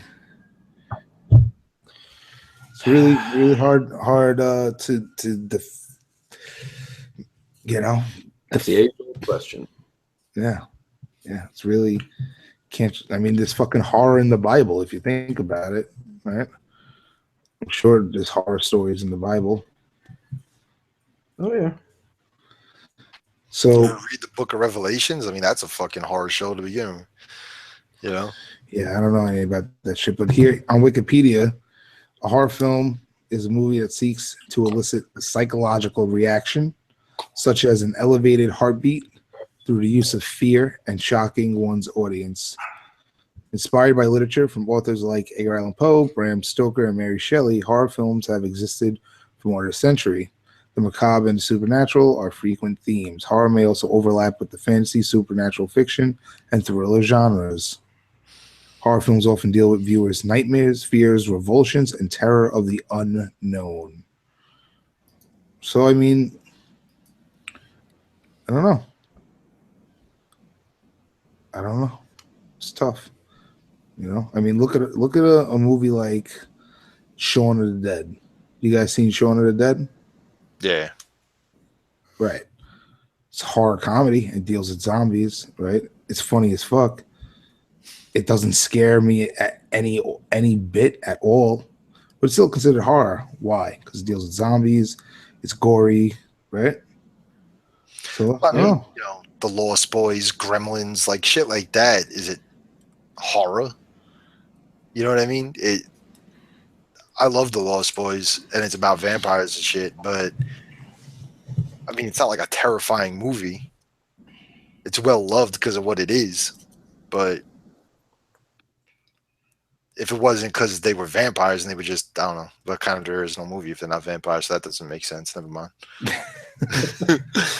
I mean, it's come to a point where I think, all right, if you look at the people that they named, Edgar Allan Poe, Bram Stoker, Mary Shelley, you're talking about the psychological elements of Edgar Allan Poe. You're talking about the vampire from Bram Stoker's Dracula, and you're talking about Frankenstein, Mary Shelley's, right? So these are like the foundations of the genre. Now, flash forward 150 years, yeah, shit's going to be to change. Everything isn't your straight werewolf, your straight, you know what I mean? Now, there's everything. You might watch a fucking werewolf comedy like Wolf Cop, a werewolf cop movie, or Teen Wolf, right? Not definitively horror, but elements of it. Teen Wolf isn't a horror, but you might find it under a horror section in a fucking video store for some weird reason. Yeah, and like to bring it back to the Purge movies, maybe so much of just following the characters doesn't, you can enjoy the movie for the social commentary, all that other bullshit, and following the characters around might not give you the feelings of dread and anxiety and all that shit, but there's a few scenes in there, especially like those little cut scenes where they're showing like other people purging, and you get scenes like, I think it's an election year. Like I said, some of them are mixing together in my head because I just watched all in that alleyway or something. The alleyway with the fucking guillotine dropping. I mean, but the people chained to the fucking hood of the car as it's fucking driving, and there's like 4 of them, and they're all bloody and screaming, but it's like the music's playing, you don't actually hear them screaming. Like, if that image doesn't give you some kind of fucking feeling, like, that could make it hard to me. You know what I mean? Right. Of course. I don't know. I think this is a horror movie for sure. It definitely belongs in the genre, although it's not a straight horror movie. And what is a straight horror movie? Open Your Eyes. Oh yeah, that's a real straight horror movie. I mean, there's so many subgenres, including action horror, which I think this falls under, right? Action thriller horror, So that's what I think it is. So I mean, all in all, we're talking about, the late 1800s to the early 2000s. We're talking 100+ years. Of course, the genre is going to be crazy, and that's why they go with this new thing called speculative fiction when you write, short stories and stuff, because everything's so fucking, you might write a sci-fi, horror, fantasy, alternate history story. What do you classify that as? Speculative fiction. That works. Sounds good. So we'll call this speculative film. But all right, well, let's bring it back to the Purge and give our final thoughts here. rate these bad boys and call it a show. Got to pick movies. Oh yeah, we gotta pick movies. All right, so let's do that after. And we gotta plug. We gotta do a couple things. Gotta take care of a couple of things, but in the end, the Purge trilogy. So, after watching these 3 films, I've come to conclude that I need to open my bias and not, say, oh, it's a fucking mainstream horror movie in Hollywood. I'm gonna have to skip it. Yeah, most of them, a large majority of them, like the Bye My Man, they fucking suck. But you know what? I'm Joey. I'm not going to watch a Hollywood horror movie. I'm going to go drink champagne and caviar because I'm better than everybody. Fuck you, Joey. No, I just rather get like some of the more obscure Italian horror films and Japanese horror films under my belt. That's all. I will say, man, The Train to Busan is a really good movie. Yeah, that's Korean, and I know Jim's not a subtitle guy, but Jim, it's worth checking out. I enjoyed the shit out of that. Saw it twice. It's great. I liked it so much. I made my wife and son watch it after I seen it. So they loved it. Yeah, it's good. Very good. So here we go. The Purge trilogy. The first one, I liked it. I thought it was good. Like we said, home invasion movie. The second one, Purge Anarchy, definitely liked it a lot more, and Purge Election Year also liked it a lot more. I mean, this is, like I said earlier, I think this is really, actually, believe it or not, an important franchise that people should watch. I mean, it really, really, really is mind opening, and the way it goes about it caters to us horror fans. Jim, you don't have to worry about the fucking political subtext of this film. You could watch it, enjoy it, have fun, turn it off, and never think about it again. Or you can watch it and sit there and start questioning fucking, why society is the way it is, right? This is definitely one of the films that is a product of our, 9/11. We've talked about that before. No, maybe we haven't. But anyway, films, how horror films in general, but horror specifically has changed, over the decades. After that incident, you get a lot of these remakes, the nostalgia stuff, right?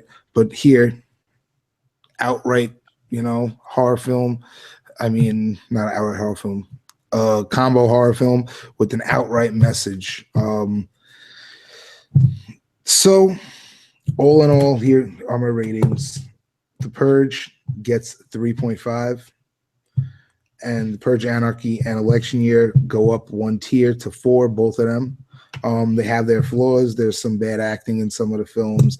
There's some questions about the logic, especially in the first one. I want more. If they give me a little bit more, it goes up a little bit.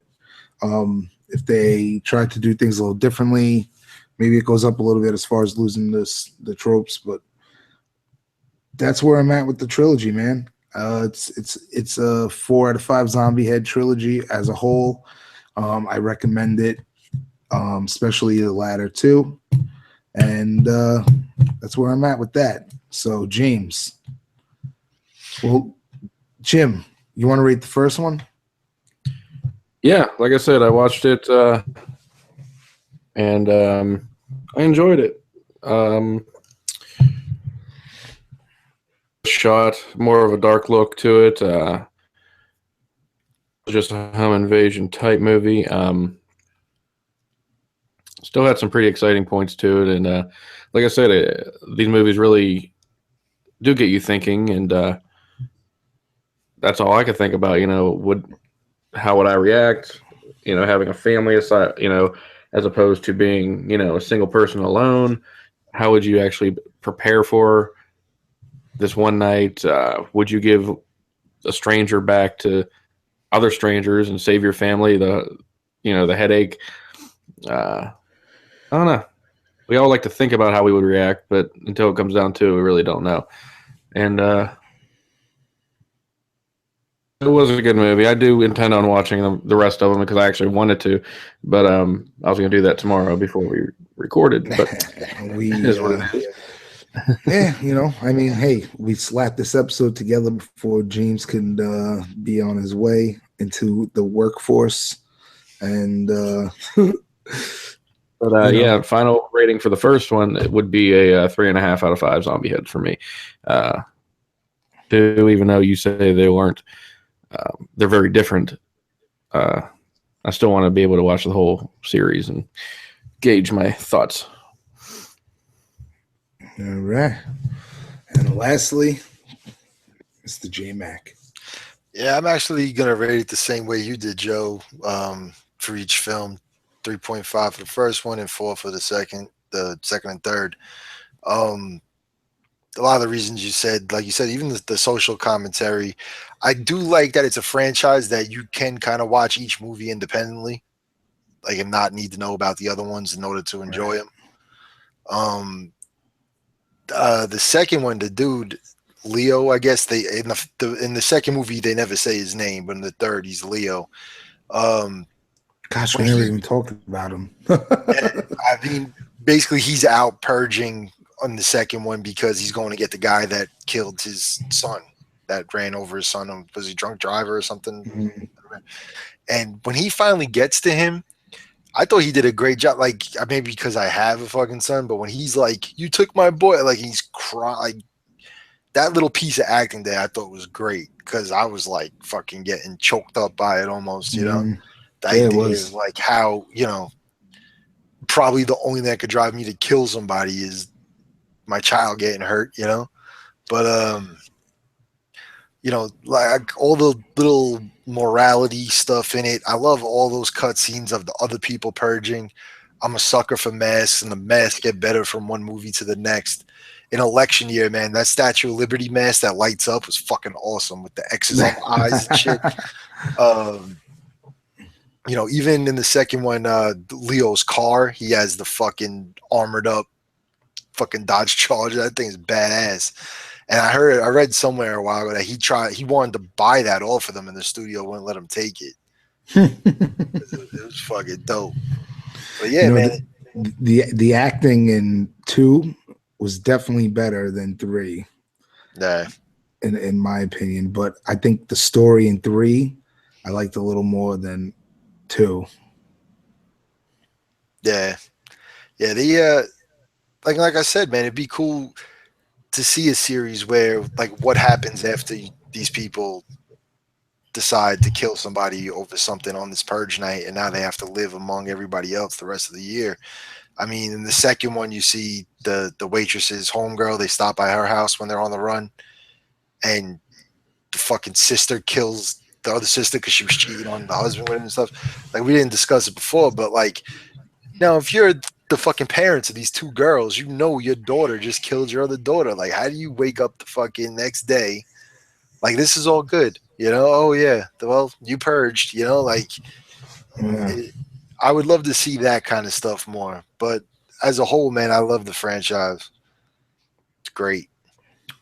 Yeah, I mean, and that's the thing. It leaves us, you know, it poses the conflict, but then there's more conflict. You know, it's almost like, you know, The Walking Dead and zombie movies, right? It's like, oh, the zombies, all right, it's over now. Like, no, it's not over. What happens next? What happens after this? You know? So, yeah, maybe we'll see. Maybe we'll find out in their TV series. Yeah, that's what I was excited to see. TV series. I didn't even realize, I haven't heard about them making the prequel movie. I heard originally Election Year was supposed to be a prequel, but when the dude who played Leo signed on to do it, they decided to like fucking write it to be later on. Yeah. All right. Cool, man. So before we go, a couple of things. Jim? What's up? What do we got to do? Pick some movies. Do we got to do some plugs first, though? All right. We'll do some random movies from Shudder off episode 22. And then We're gonna do the random movies. I'll play a quick plug, and then we will come back for our final thought and farewell to James. all right. So all right. James, you want to pick these movies? Oh yeah. All right, let's get a page between 1 and 27. 24. All right. And then we got 5 across and 5 down. Let's see what we get. 4 and 3.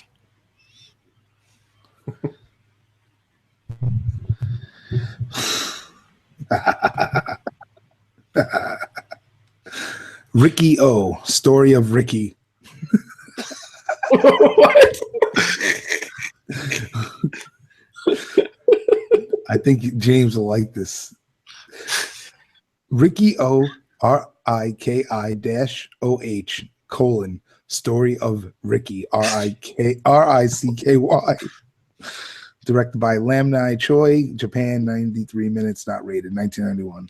A superpowered strongman is sent to prison in this ultra-gory Hong Kong horror hit, which became famous for its insanely over-the-top special effects, from head-crushing to sprinkler-style blood gushing. And it goes on for another few lines, but I don't want to read it and know anymore. Cool. What do you think? All right. Hey, you wanted horror, you got it. Sprinkler style effects I like. Interesting. Wow.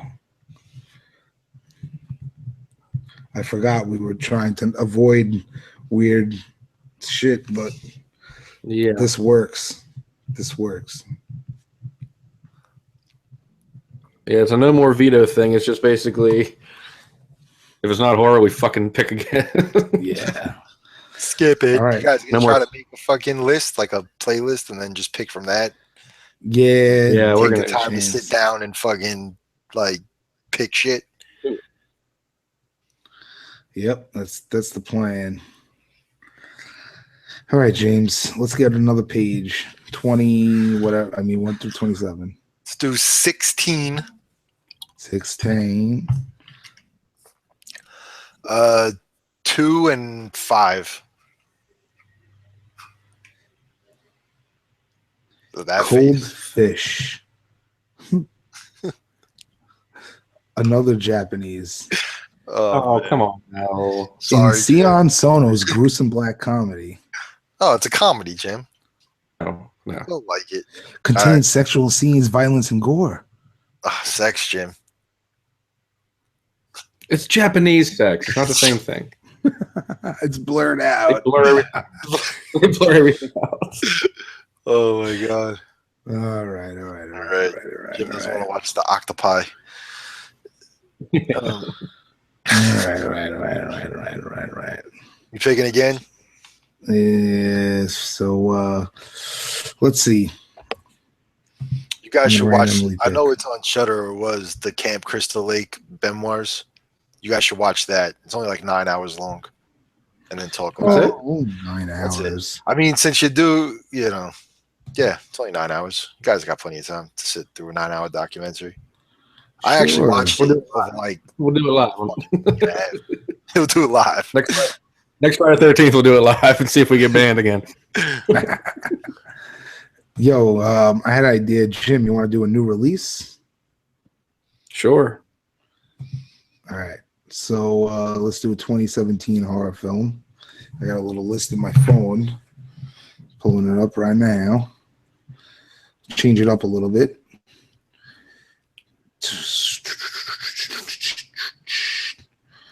How about this one, The Black Coat's Daughter?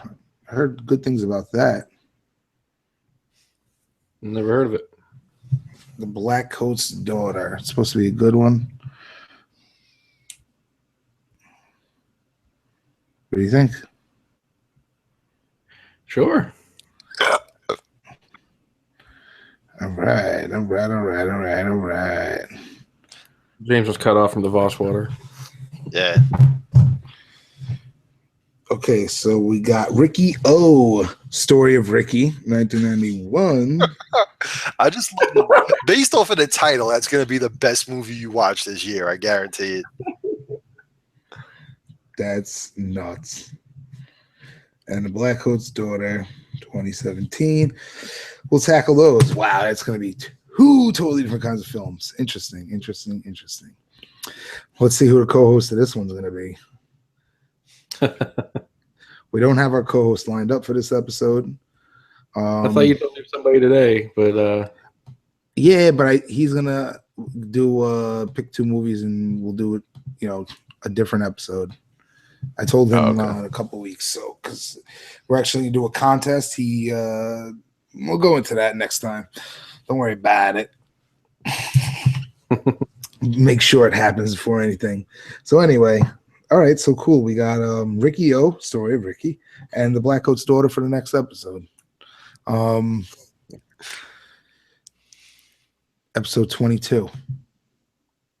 Episode 22. All right. Where are we at? We'll play the quick little plug, and then we'll come back and sign off. All right, folks. We'll take a quick little break, and then we'll be right back to sign off.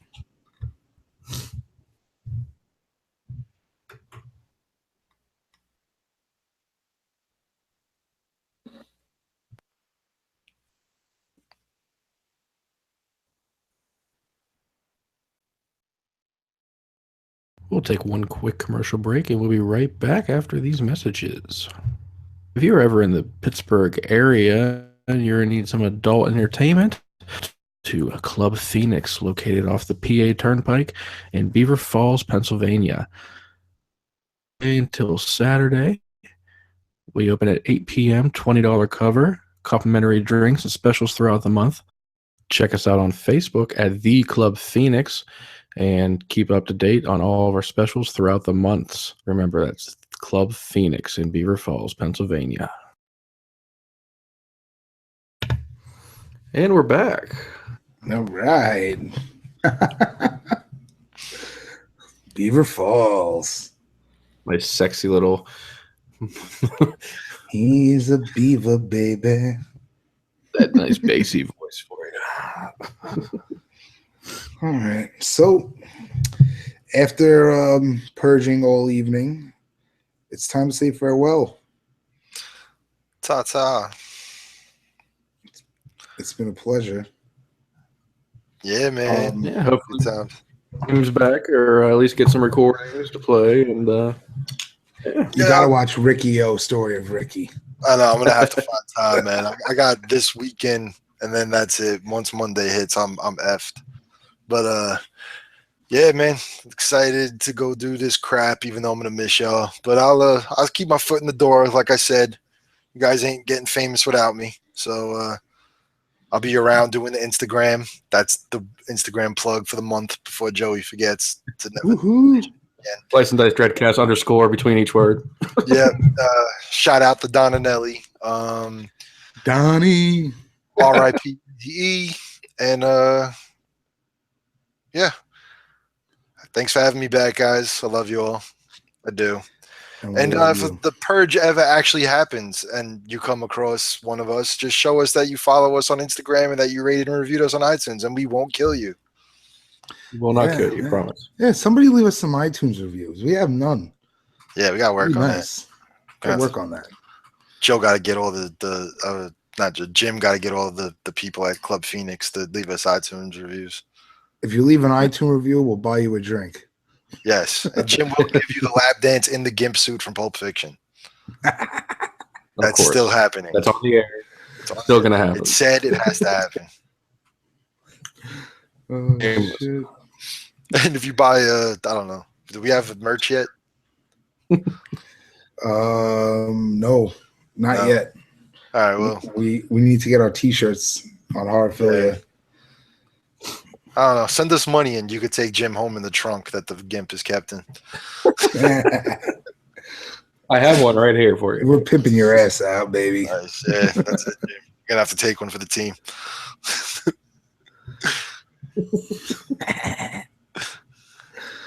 Oh boy. The safe word is banana. Oh shit. Nice. All right, boys. So here we are. Episode 21. Wait for episode 22. Ricky-O. Sounds like fucking cereal. I had my Ricky-O's this morning. I want to give a shout out to Mavalia for our previous episode. She was a very great guest host, and those 2 movies were really awesome that we watched and discussed for episode 20. Yeah, whatever they were. The classic Nightmare on Elm Backcountry and Nightmare on Elm Street. You know how Joey is about Nightmare on Elm Street. Street. Just a whole episode of. It was just an episode of jizzing all over myself. Money shot Joe. That's what we call him. Money shot Joe. Jizzy Joe. Jizzy Joe. Joey Jizz. Young Jizzy. Oh shit.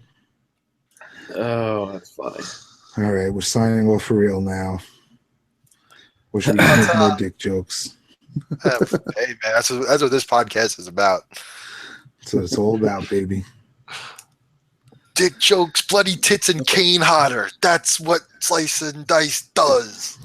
That's what we do, baby. We're all about pierced nipples and beef patties. Holler at us. All right, folks. It's been a pleasure. Episode 21 in the books. We want to thank James for coming back. Hey, I thought I heard the thunder.